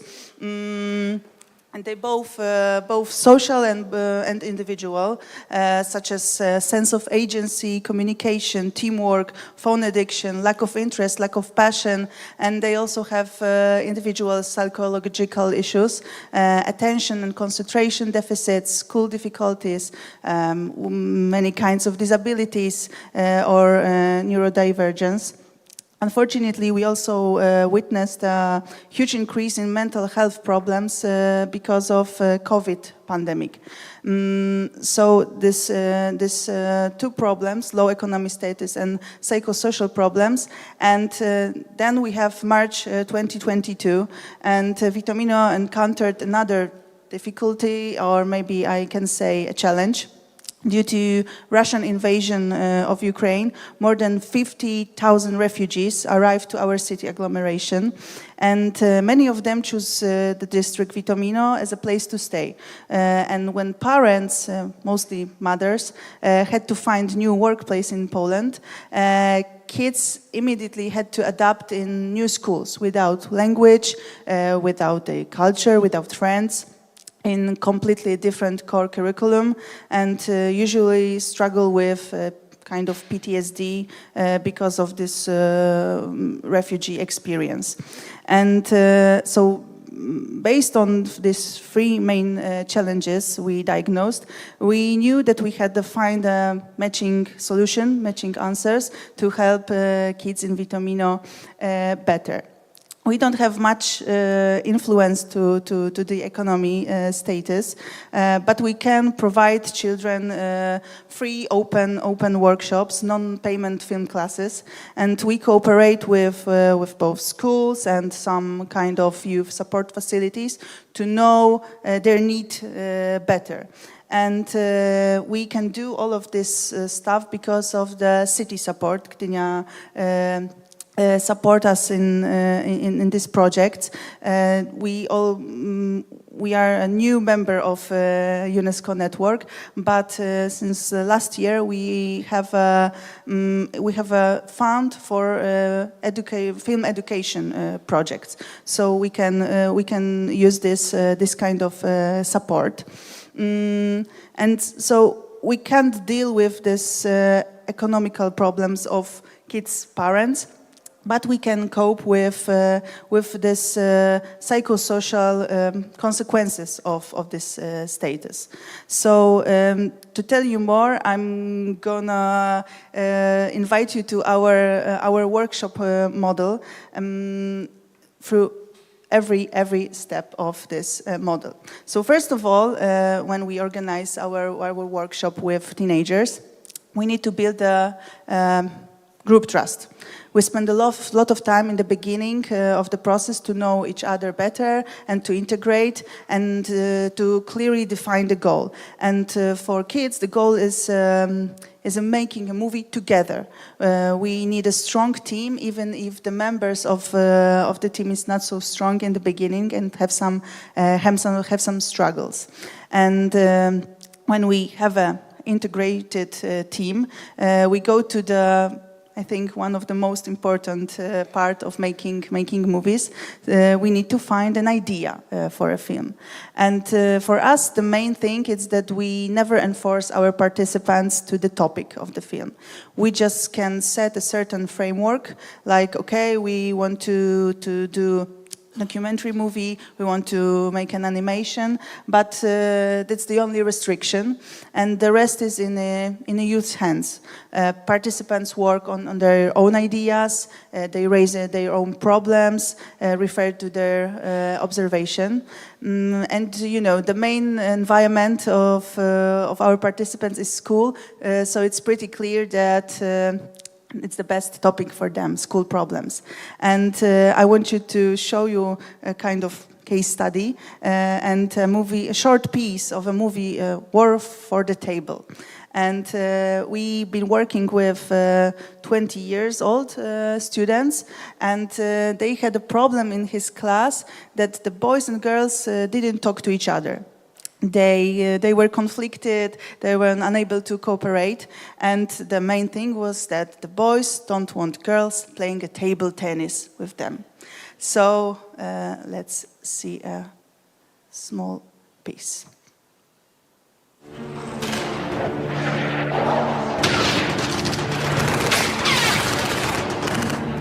Oto już kolejny dzień Wielkiej Wojny od stół do tenisa stołowego. Walki nie ustają. Poległo już kilkoro graczy. Zniszczono 164 piłeczki, 14 paletek i 3 siatki. Ten konflikt chyba się nie skończy.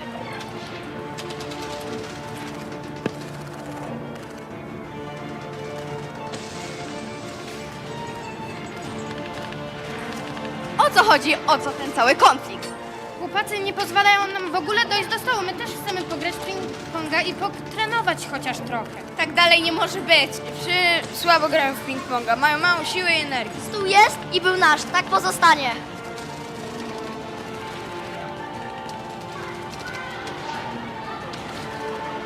Cisza! Ustalmy to raz na zawsze, kto jest lepszy. Jutro w samo południe!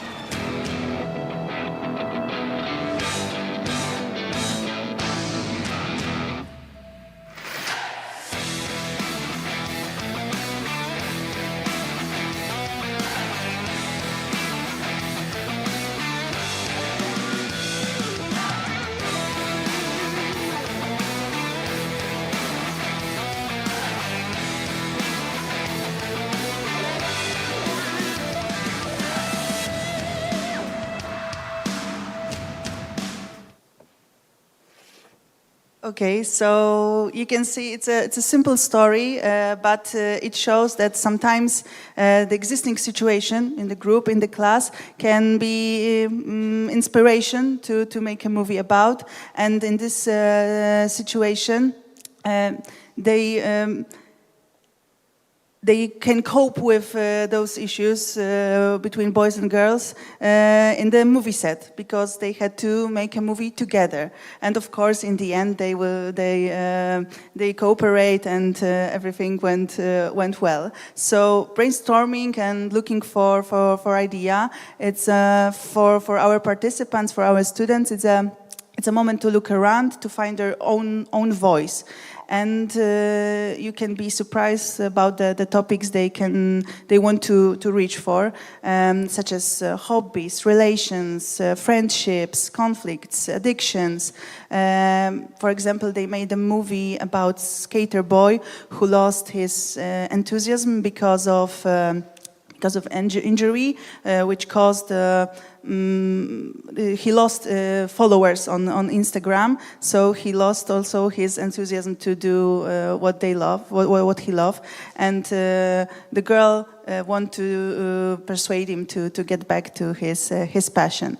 They try to find the answer for a question: how is to be the new one in the classroom? They made a movie, for example, about the pirates looking for a treasure in their neighborhood to tell about the district. It's treasures, and they want to make movies about our planet, about the future. They also discuss difficult topics such as loneliness, war, or death.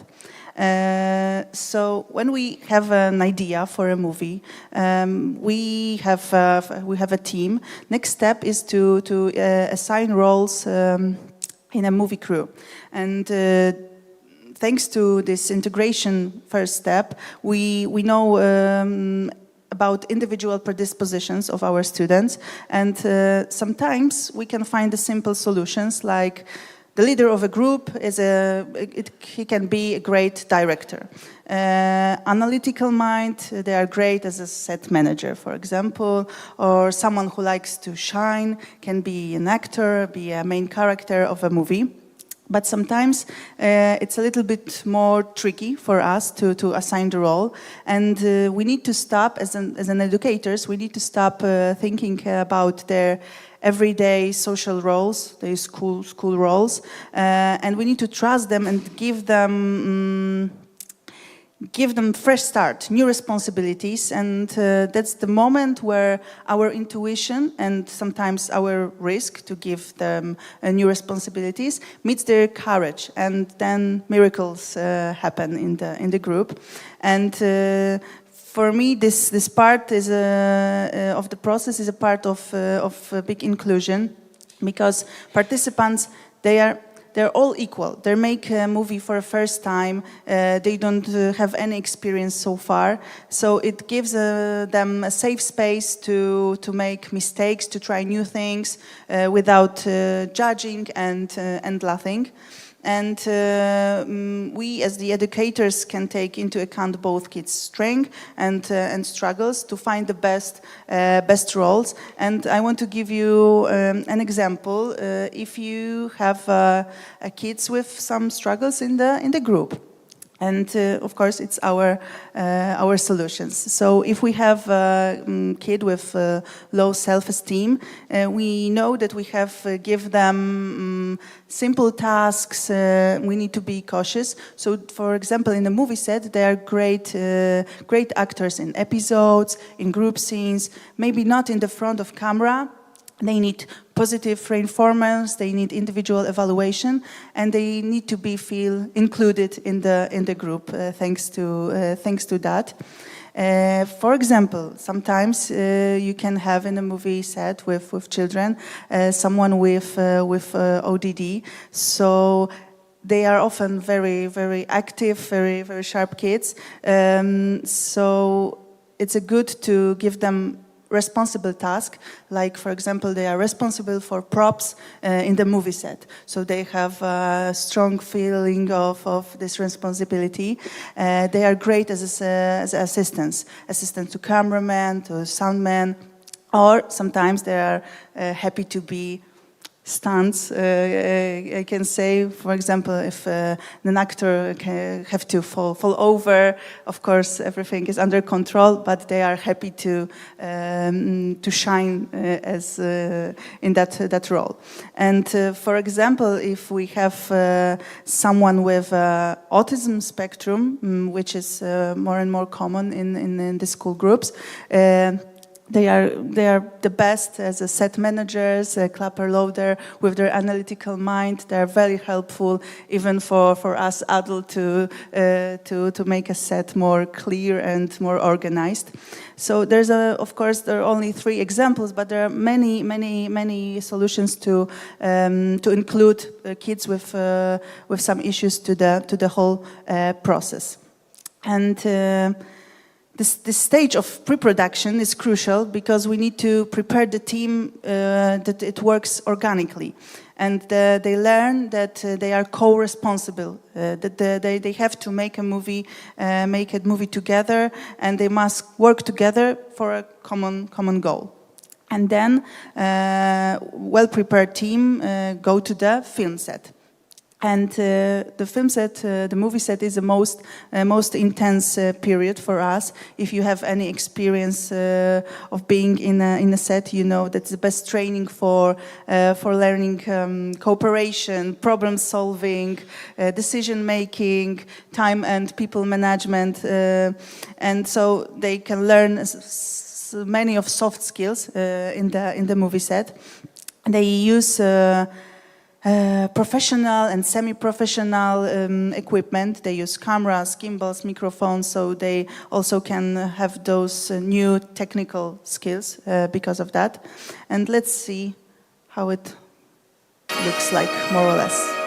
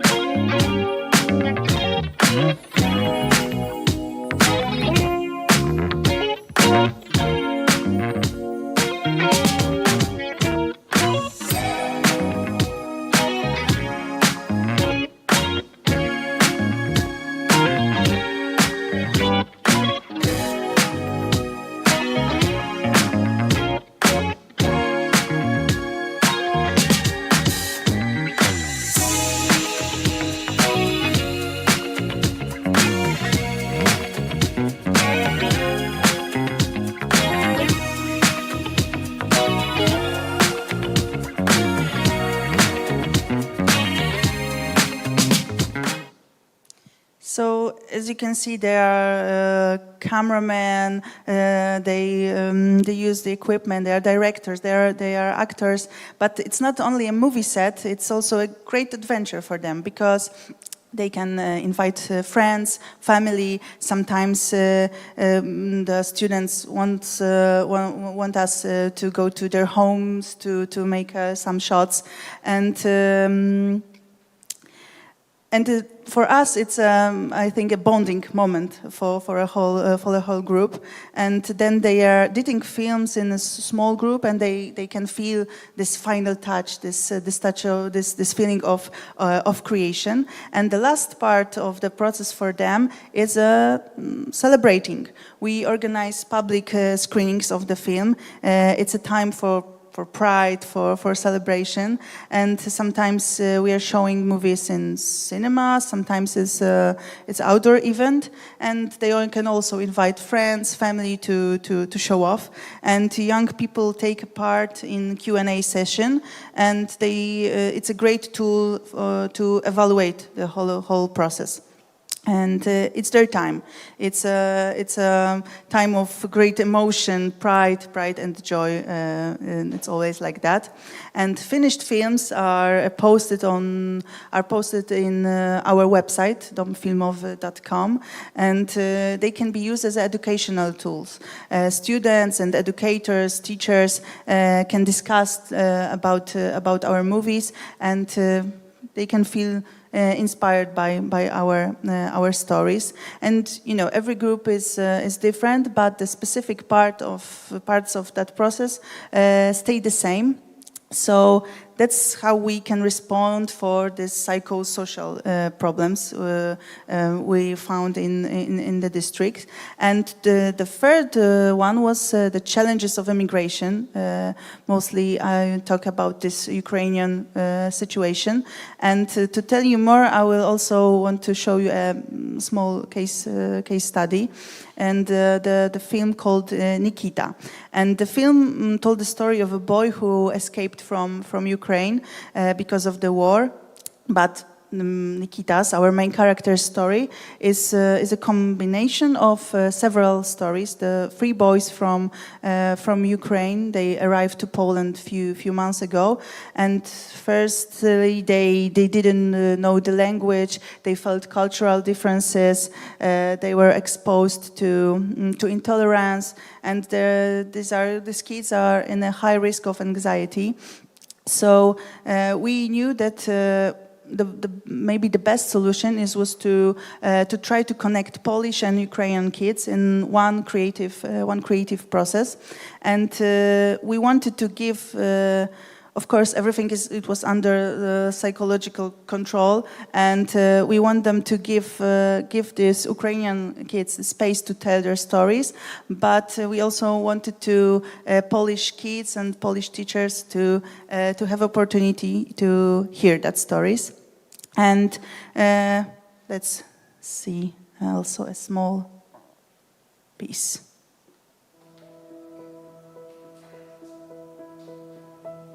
Школа в порядку. Домашніх завдань завдають набагато менше, ніж в Україні. Вчителі дуже приємні. Я не все розумію, що говорять мої однокласники. Мені важко завдавати питання, навіть якщо я хочу. Я б хотів би мати справжнього друга.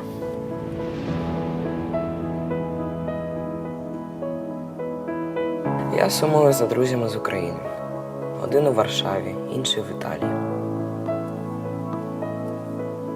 Я не знаю, коли закінчиться війна, і ми всі побачимося знову. Моє життя зараз тут. Я не хочу витрачати його на очікування. Я хочу жити, робити те, що мені дійсно подобається.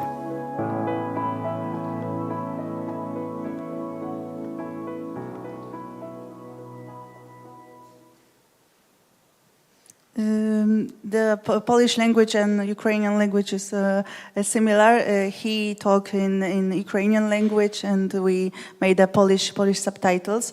And this Andrei, who played Nikita, was the only one guy in the group who was Ukrainian. The rest of them was Polish kids, and we can see that despite the language and cultural differences, they start to be more open, more tolerant, and more courage in the whole process. So if you know how we do it, let's get to the end, to the results. So I'm sure that because of giving the opportunity to be active in every process from the very beginning, from brainstorming and ideas to the screening, thanks to that we can increase the sense of agency. And we do our best to getting to know our students, and we are ready to take a risk, to give them big responsibility, and we can see they are getting more self-esteem, and they feel included, they feel needed, and then they start to notice their own skills. We want to transform passive reception into creation, so we show young people that they can use the equipment that is right next to them, such as mobile phones, apps, easy editing programs. So they just need an idea and a team to make a film. We encourage kids to tell their own stories. We want to be a kind of amplifier to their own voices. So they make movies, just like I said, about school, parents, psychological issues, about things that are important to young people. And every part of the process help develop soft skills. Our kids start to be involved in volunteering, mentor problems. We have for us, the best review is parents or teacher telling us, hey, what did you do with our kids? Why they are so focused? They improve their grades. They have less conflicts. So we are sure that their soft skills are stronger. We also make a movie about topics such as ecology, climate change, about disabilities, sometimes racism and tolerance. So I'm sure that this kind of topic help them to be more aware of diversity of the world they lived in, and we know that kids start to be more sensitive. You can say in this Nikita, but it's not the only one movie about this whole Polish-Ukraine situation we made. So we try to work in intercultural groups. And giving them opportunity to tell the story about their experience. And because of that screenings and Q&A session, we make a space for them to show their young youth art. So it was a great opportunity to invite you to Gdynia Vitomino. I hope you feel inspired by our story, and I believe inclusion and making changes in such a challenging environment is possible. You just need to have well-prepared team, and I think the team educators, both with filmmaking and psychological experience, it's a great combination. And if you engage participants in every stage of the project, if you are ready to support them and give them space to explore and to find their own solution, everything will be great. And I believe that the process is more important than the final result. So we need to stay curious and having fun with them. So thank you very much. 감사합니다.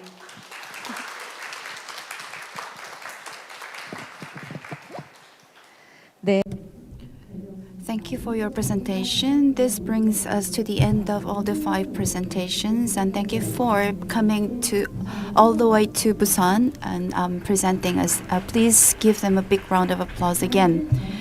We're going to take about 10-minute break and then have a panel discussion. So it's going to be 4:43. So we'll see you again at 4:43.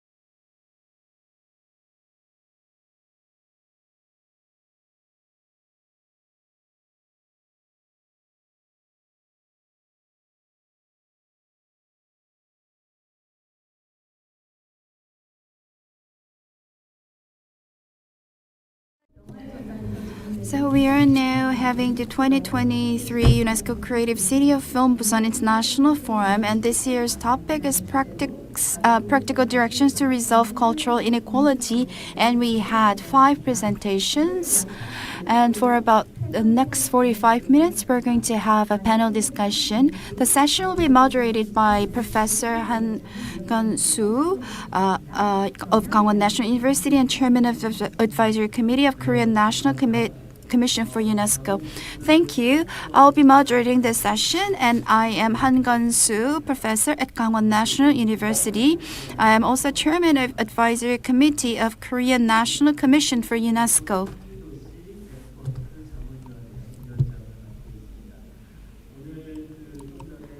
So during the break, I had a talk with Ms. Seo from UNESCO, Korean National Commission for UNESCO.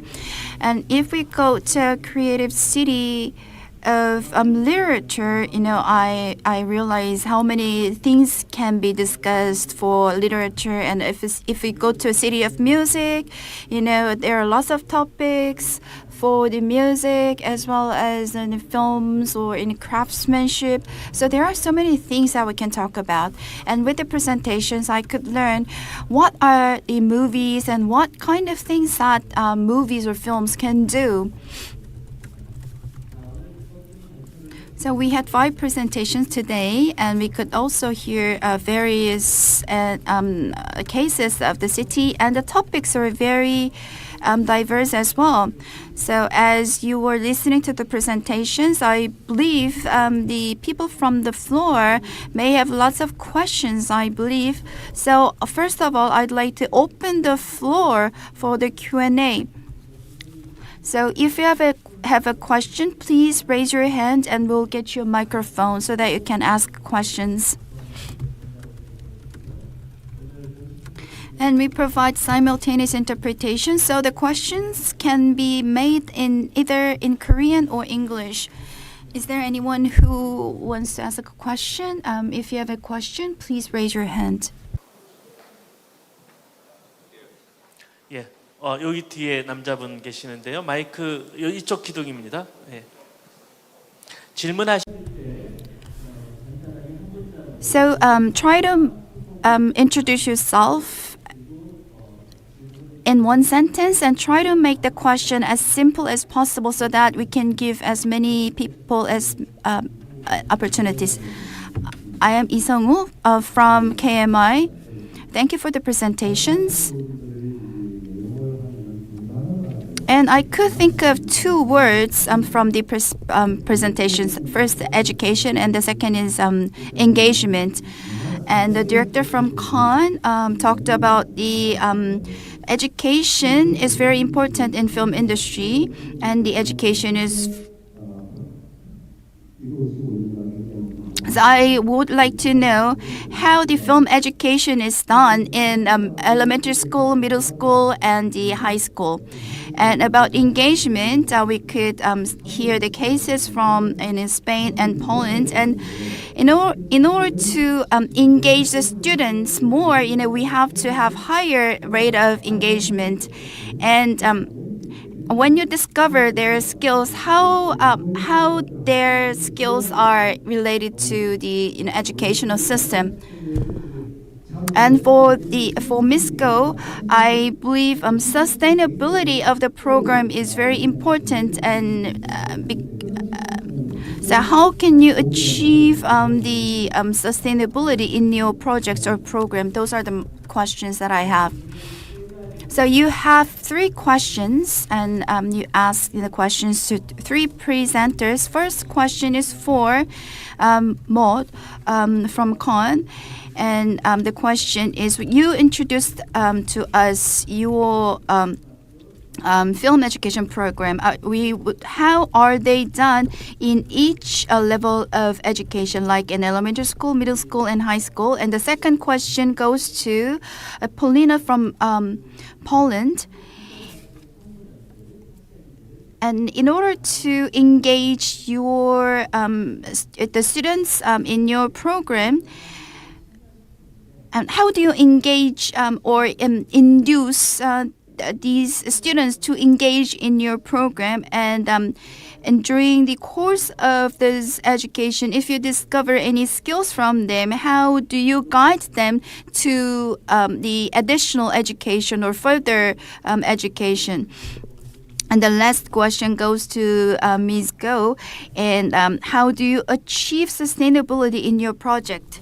So I'd like to ask Mo to answer the question first, and then Molina, and then Ms. Go. Thank you for this question. In Cannes, it's an obligation for the schools, elementary, middle school, and high school, that all students, each young student, has a cultural project, which includes a meeting with an artist, or a meeting with a piece of art, or a project about heritage, a debate about this project, and also a cultural practice or artistic practice. We have contract with the educational establishment, with the manager of the establishment, private or public, also private, with the mayor, and with national education system, with the representative of national education system. And Cannes was experimental city for that in France, and now 18,000 students, all students, participate at this program, and it's during the school time, and yes. And it's very interesting because at the beginning of this project, we will think that it will be impossible for the teachers, for the cultural operator, and for the director of the schools, of the establishments. And quickly, we have a lot of media press about this subject. And all people were very proud to have this success and to show that it's possible. And for the city, we oriented the contract with company, with association, cultural association and cultural company, to have an obligation in their contract to do artistic and cultural education during the school time. 예, 이 깐느시도 처음에 시도할 때는.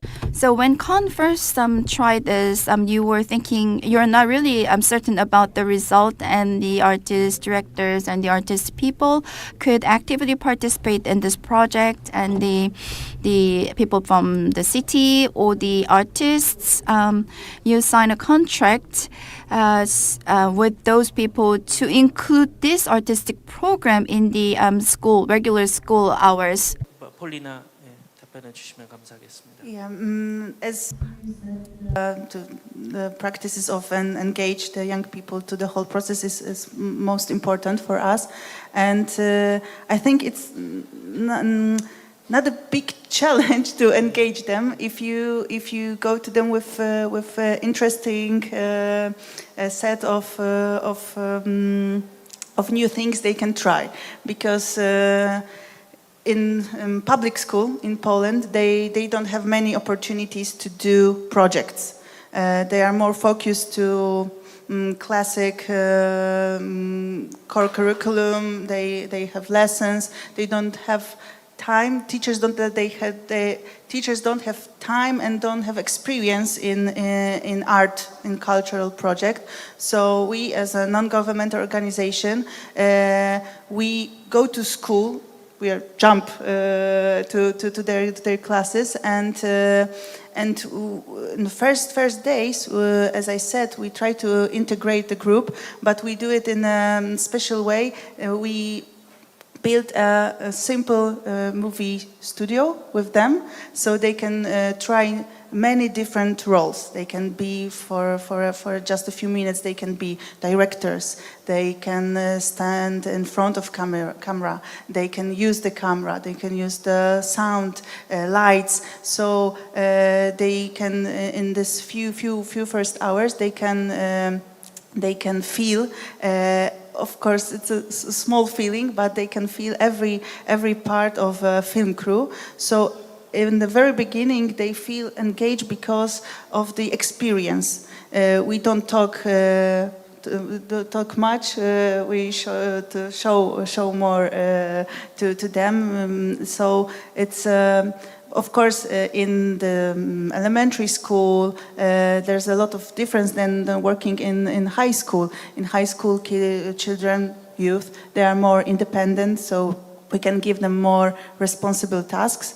But I think the first days for us, it's always the same, to show them in practice way that they can make a movie and make something, because they don't have much sense of agency at the beginning, and sometimes they don't believe that they can make a film. So in this first day, we are showing them that yes, you can. So they are this engagement are built from a very beginning.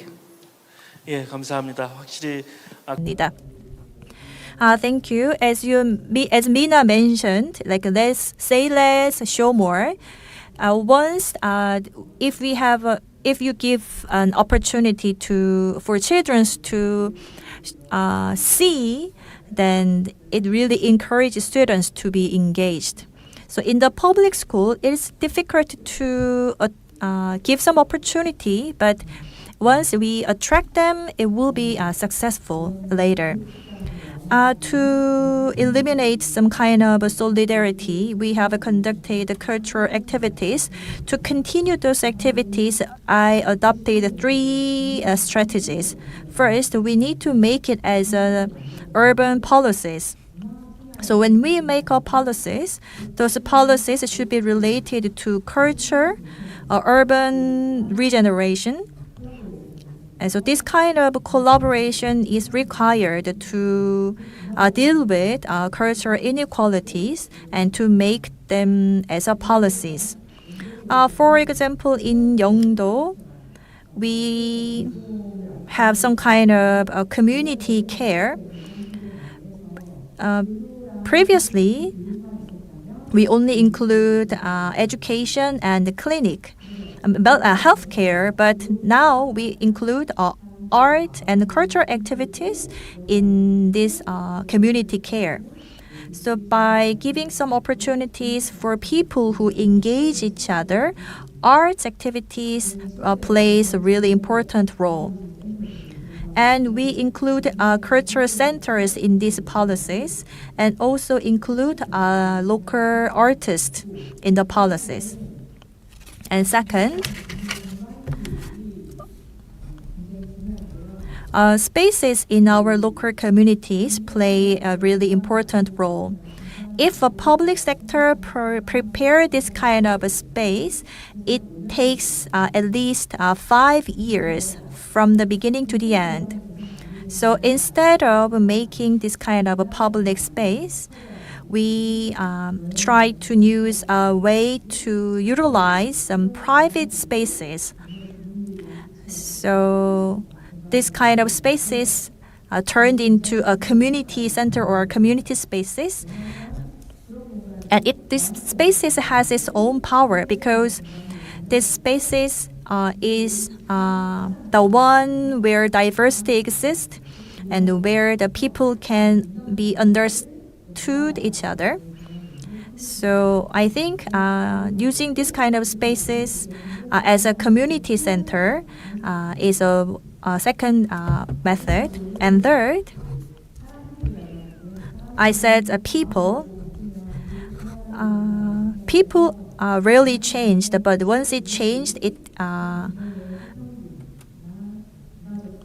remains. So I think that we need to find a way for local residents to help each other. So as I told you before, in our communities, we need some policies for children or people with disabilities or young people from other regions.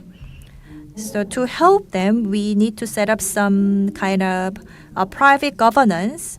And by expanding this kind of governance, we can change the cities. So those three strategies are the one we have conducted so far. As the last thing that you said, that people participating in the governance is the way to continue this kind of cultural city activities. The Korean government fund this kind of project, but once this project is ended, the point is that how this local government continue, and how does local government can ensure the sustainability of those projects. So we will have another question from the floor. So the person from the Daegu Creative City of Music, I am Kim Min-young from Daegu. I really enjoyed the presentations of them. I was really impressed by the presentation by Ms. Mena from Bo. So you talked about the representativeness as a Black woman, and you talked about your struggle, and you could have become an actor or singer or a director. I think you are a very talented person, and you overcame all those difficulties, and you worked hard to raise the representativeness of the Black woman. And what was the most difficult thing in your endeavor, and what was the most rewarding moment in your endeavor as well? So maybe this could be a private, personal question. And the keyword of your presentation is authentic and inclusive leadership. So those are very inspiring words, and I think that's why you have this kind of question. What was the most challenging moment in your endeavor, and what was the most rewarding moment in your endeavor? So much has happened. I think for me, the most challenging thing was finding my voice as a creative. I was very, very confident when I was young, in my 20s, and I spoke about experiencing a lot of racism and sexism in my career, and that really knocked my confidence to the point that I wouldn't speak in meetings, I wouldn't, speak up. And then I remember I worked for a company that was focused on coaching and setting goals and finding aspirations. And through learning that practice, I was able to ask myself, what do I want? Do I still want to tell stories? Do I still want to work in this world and make films and make a difference despite all of the problems? And the answer I had was yes. So the goal I set was, again, let me get myself into a position of power and influence. Let me understand the systems and governance and how to make things happen, and then I'll go back and chase my dreams. So the hardest thing was, I guess, finding my way back to my self-confidence to pursue my dream. The most rewarding thing, I think, has been launching my company with my business partner, Michael, Black Wave, because the day we launched, when the mayor came and everyone came up, we had so many emails from people, predominantly Black people, but from across the country, sending us scripts and ideas, saying, make this, and we were like, we're just starting. But it showed us that we are all out there, and I guess it was just an opportunity for people to see that we had done it, and they were wanting help. So since we launched ours, more companies have launched in Bristol that are focused on broadcast. And I think the big difference is to be registered as a company, so that you can actually get a commissioner to give you the money. It can't just be Mina Fomba, you have to be a business. So it's been rewarding to have that business, which is like a vehicle, and now we can bring more people with us that don't have businesses, but they have ideas that want to tell stories.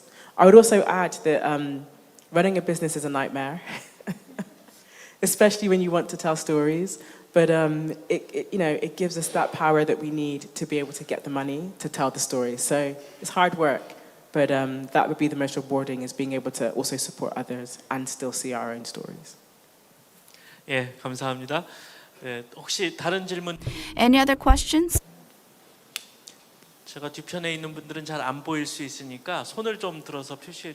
So please raise your hand if you have any question. 아마 질문을 조금 준비하실 시. Maybe you need some time to prepare some questions. While you're preparing your questions, then I have a question for Frank from Terrassa. Well, I believe a lot of parents in Korea liked your presentation. Game can enhance the mental health and also raise the empathy of the people in the society. So it helps you nurture or improve the mental health with the video games. So my question is, well, there are so many negative perception about video games, and the young people are isolated from the society because of the video games, and the relationship is not expanding, but they're isolating themselves within the video games. But with the cases you just mentioned,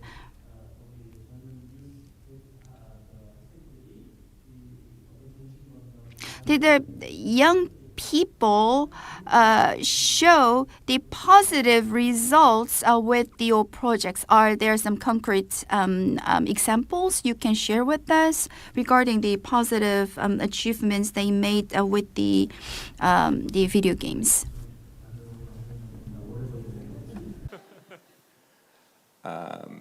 Yes, in Europe, for example, 50% of people in general play video games.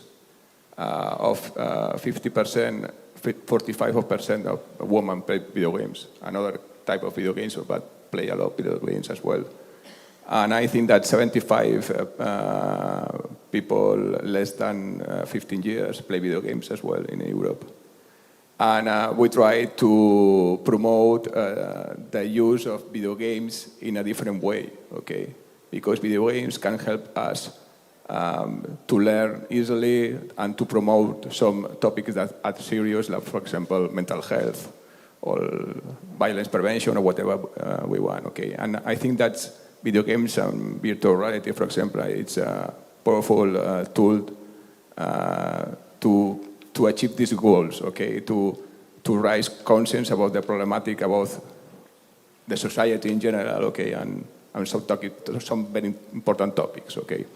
For example, in Spain, there is a gap between how young people want to learn and how the educational system teach them, okay? And I think that video games, it's a good thing, it's a good mean to arrive them and to learn in a different way, okay?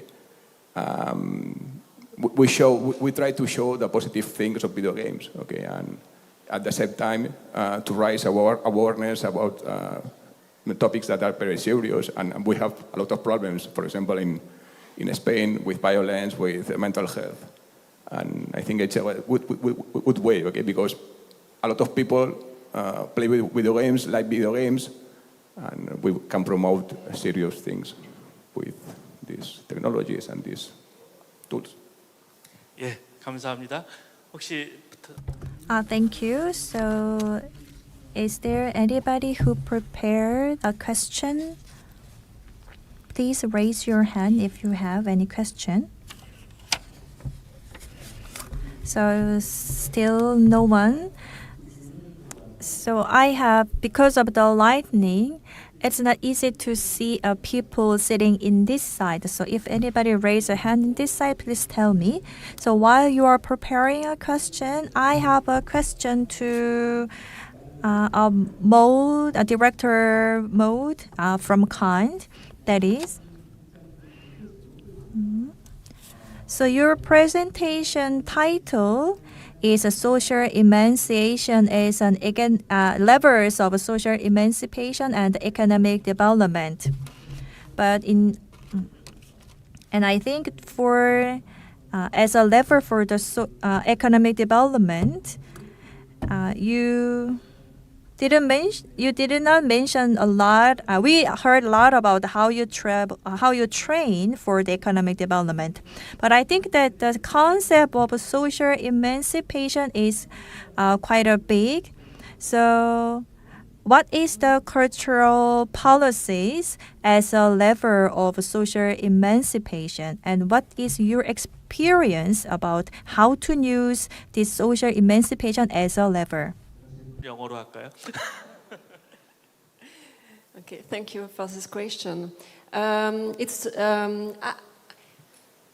am civil servant. I'm a director of the culture of the city of Cannes. That it's a point very important because this orientation to put a lot of money, a lot of funds on the culture, it's political decisions. So I am an executive of this decision. And for us, the economic capital is a lot of disparities in the economic capitals for all people. But we think that the cultural capital is a place for the politics.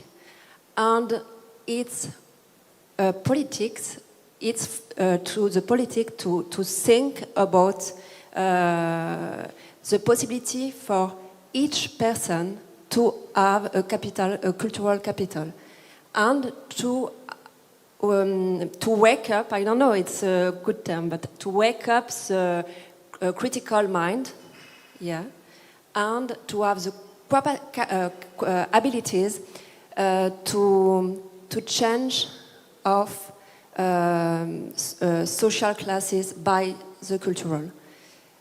Because when you live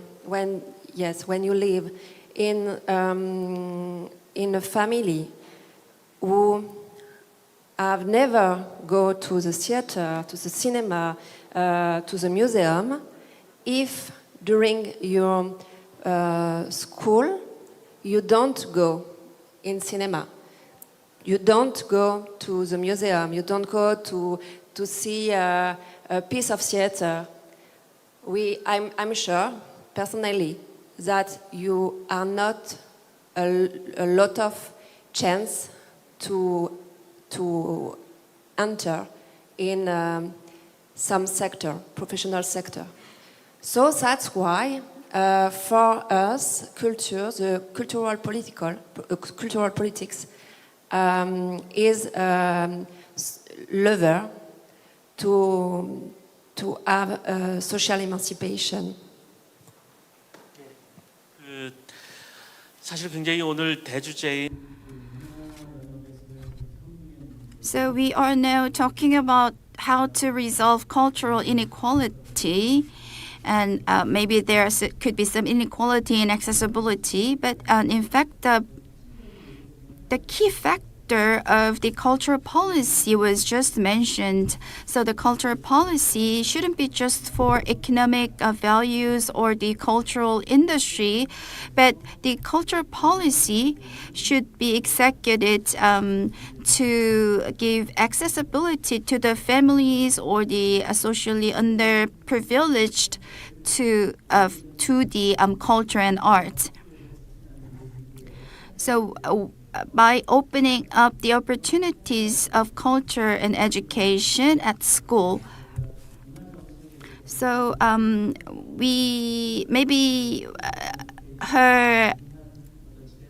answer enlarged our perception about the cultural policy, and thank you for that. So if is there any other question?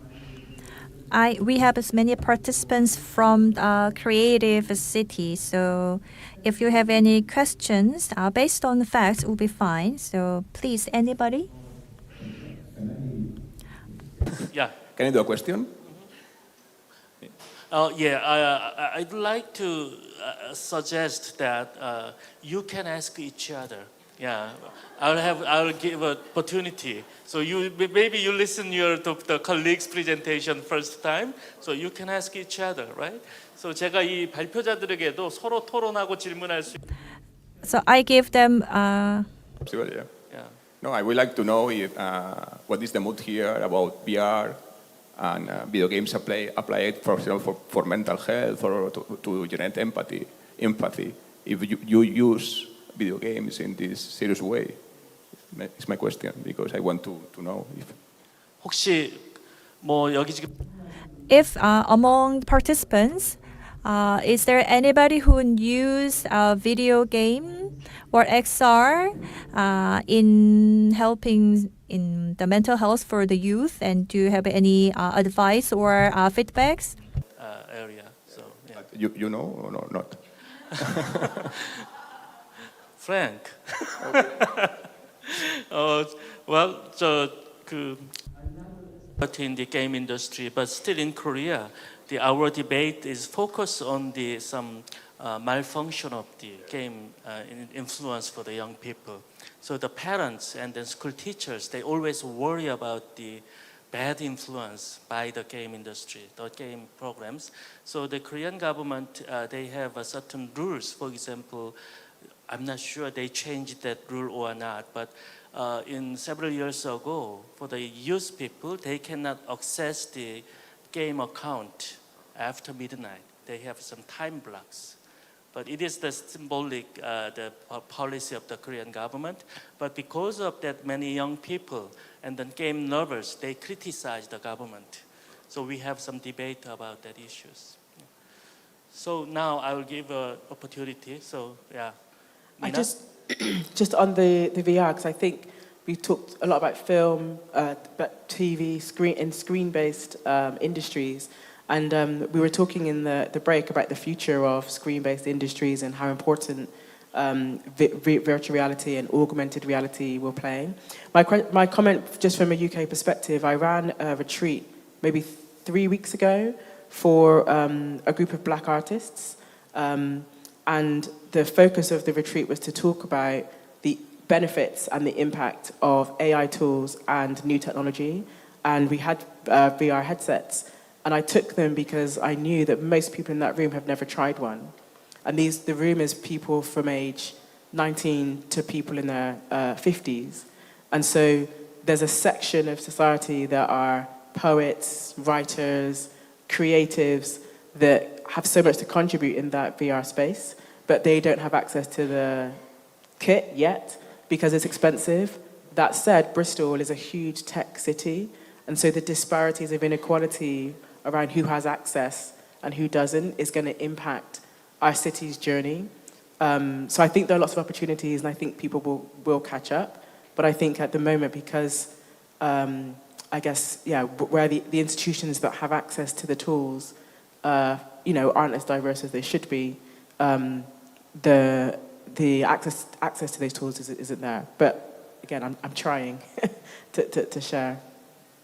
My question for you: in your photos, there were children with VR headsets. The children looked maybe 6. Some of the VR headsets say 12 years plus. So what age group? Because some people say virtual reality is not safe if you're under, is it 12 or under 10? But we use only, it's in personal workshops, okay? And we use virtual reality only in some moments, okay? And we last only 15 minutes with virtual reality, okay? We use in some moments to generate empathy, to generate emotion, and then we work about what feeling in this situation. Yeah, it's only a few moments. 예, 혹시 또 질문 있으십니까? Any other questions? So, Ms. Seo from National Council of Korea of UNESCO. So I really enjoyed all the presentations, and I think most of people are from the creative city of film. So there are many other parts like food, music, or craftsmanship. So is there any case that you collaborated with the cities of other fields like food, craftsmanship, or the music? Do you have any experience collaborating with those kind of cities?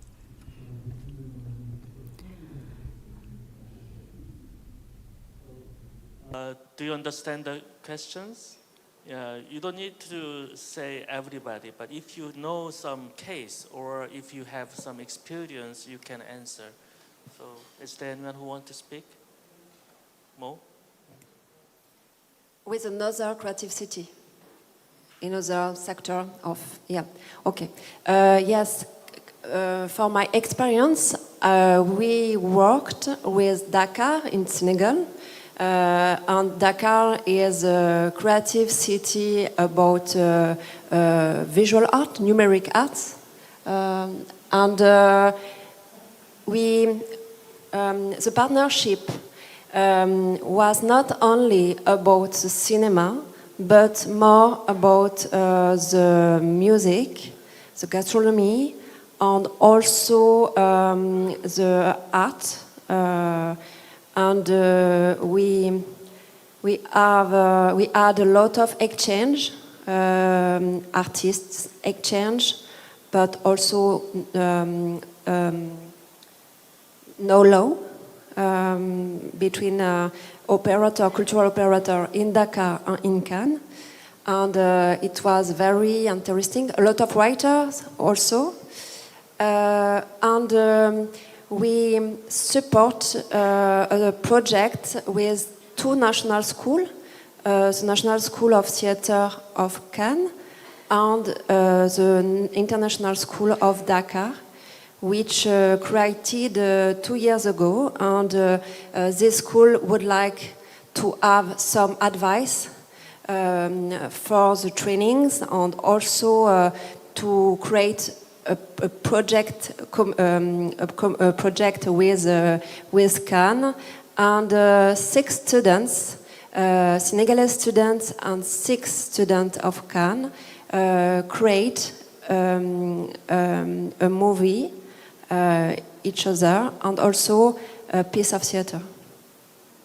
With the teachers, we moved Dakar and Cannes to Dakar. 예, 감사합니다. 세네갈에 있는 Thank you. Dakar is a city in Senegal. So there are 7 sectors in the UNESCO Creative City: music, design, media art, art craft, and one is missing, maybe film. Anyway, there are 7 areas, and UNESCO headquarters wants to collaborate with each other. All of the cities wants to collaborate with each other, and the UNESCO also encourage them to encourage this kind of collaboration. So in this regard, the creative city of film Busan may have experiences in this. But on the floor, we do not have any person from creative city of film Busan. So is there any cases that Busan has collaborated with other cities, other creative cities? Nice to meet you all. I am Lee Seung-jun from the creative city of film Busan.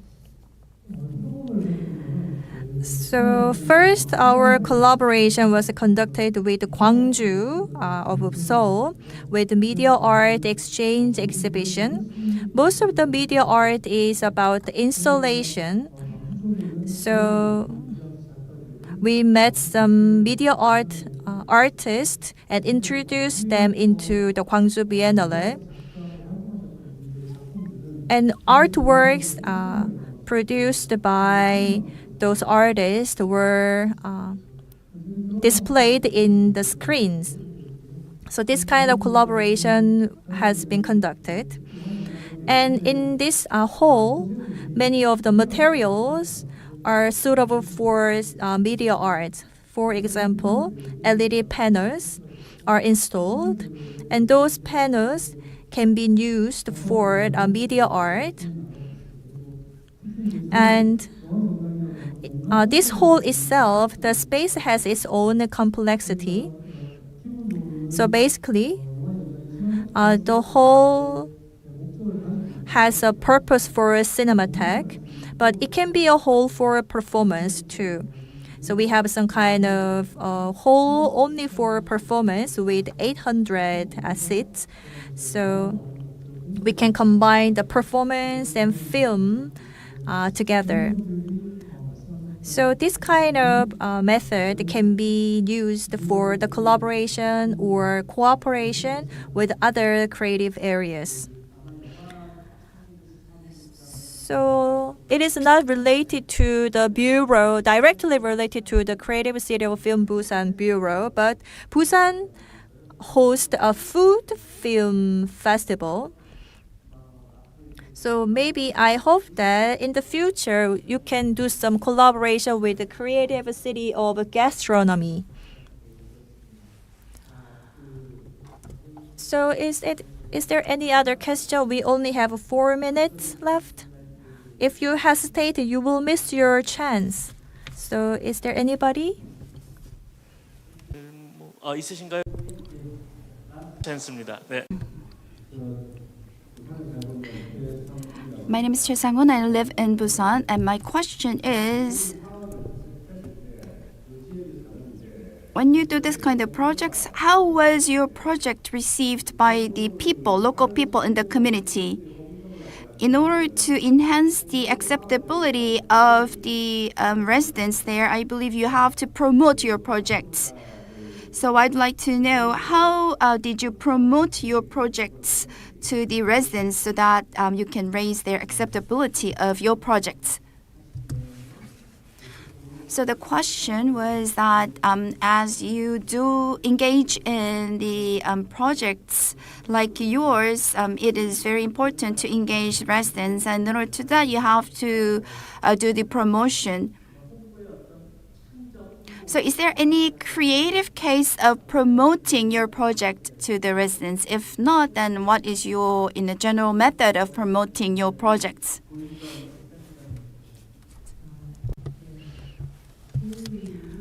So for Yeongdo Cultural Center,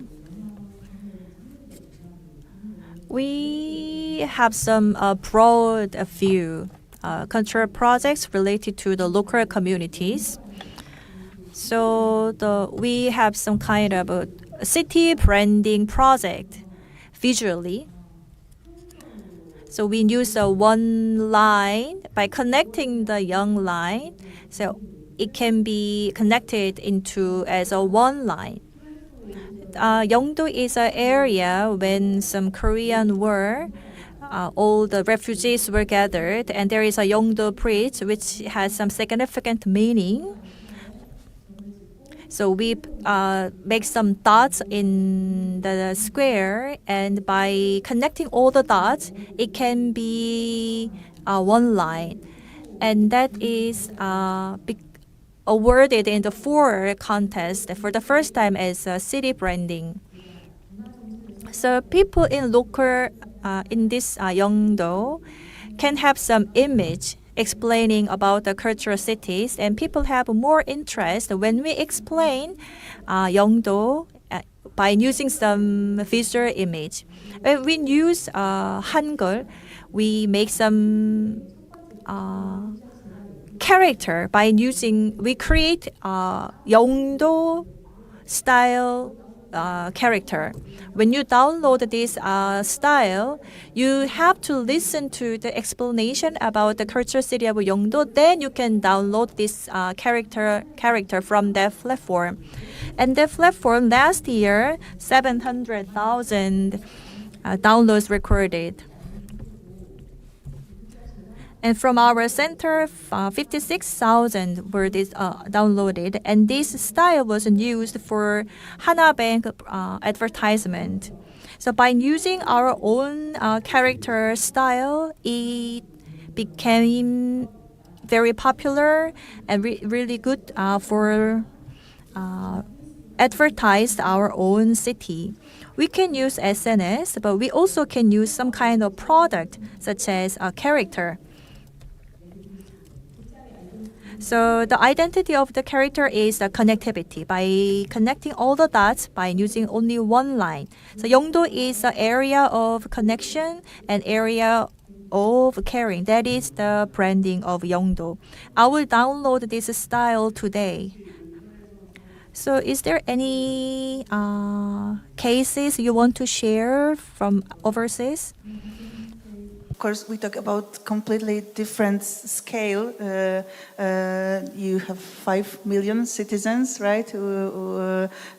Our district has 18,000 citizens, so the scale is totally different. But for me, the best way to promote our project is to invite residents to the project. So I think about an example. We made a project where we wanted to find valuable thing in the district to show young people that the environment they can find good things, not only the problems. So we made a movie about only one cafe in this place, run by a couple.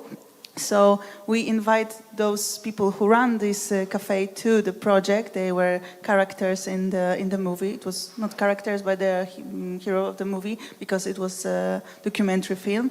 But we can be sure that the viewers are also the clients of this cafe. So we are running together. We are doing this work together, and it's a kind of promotion, I think.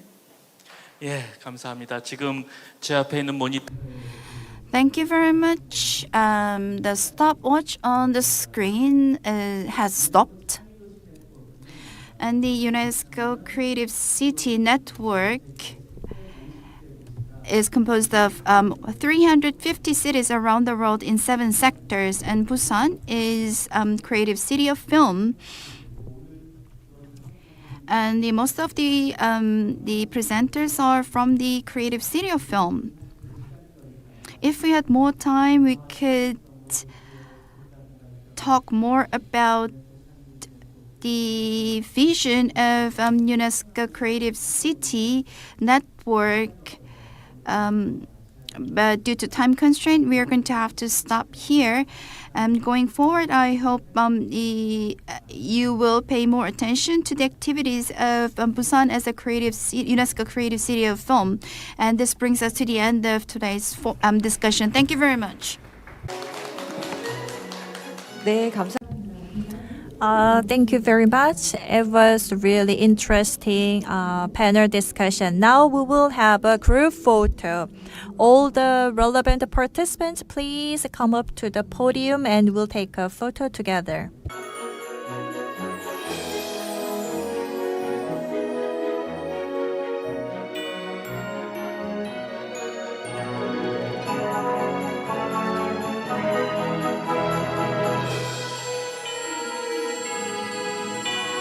네, 국내 창의 도시에서 오신 분들은 뒤에 서주시면 될 것 같습니다.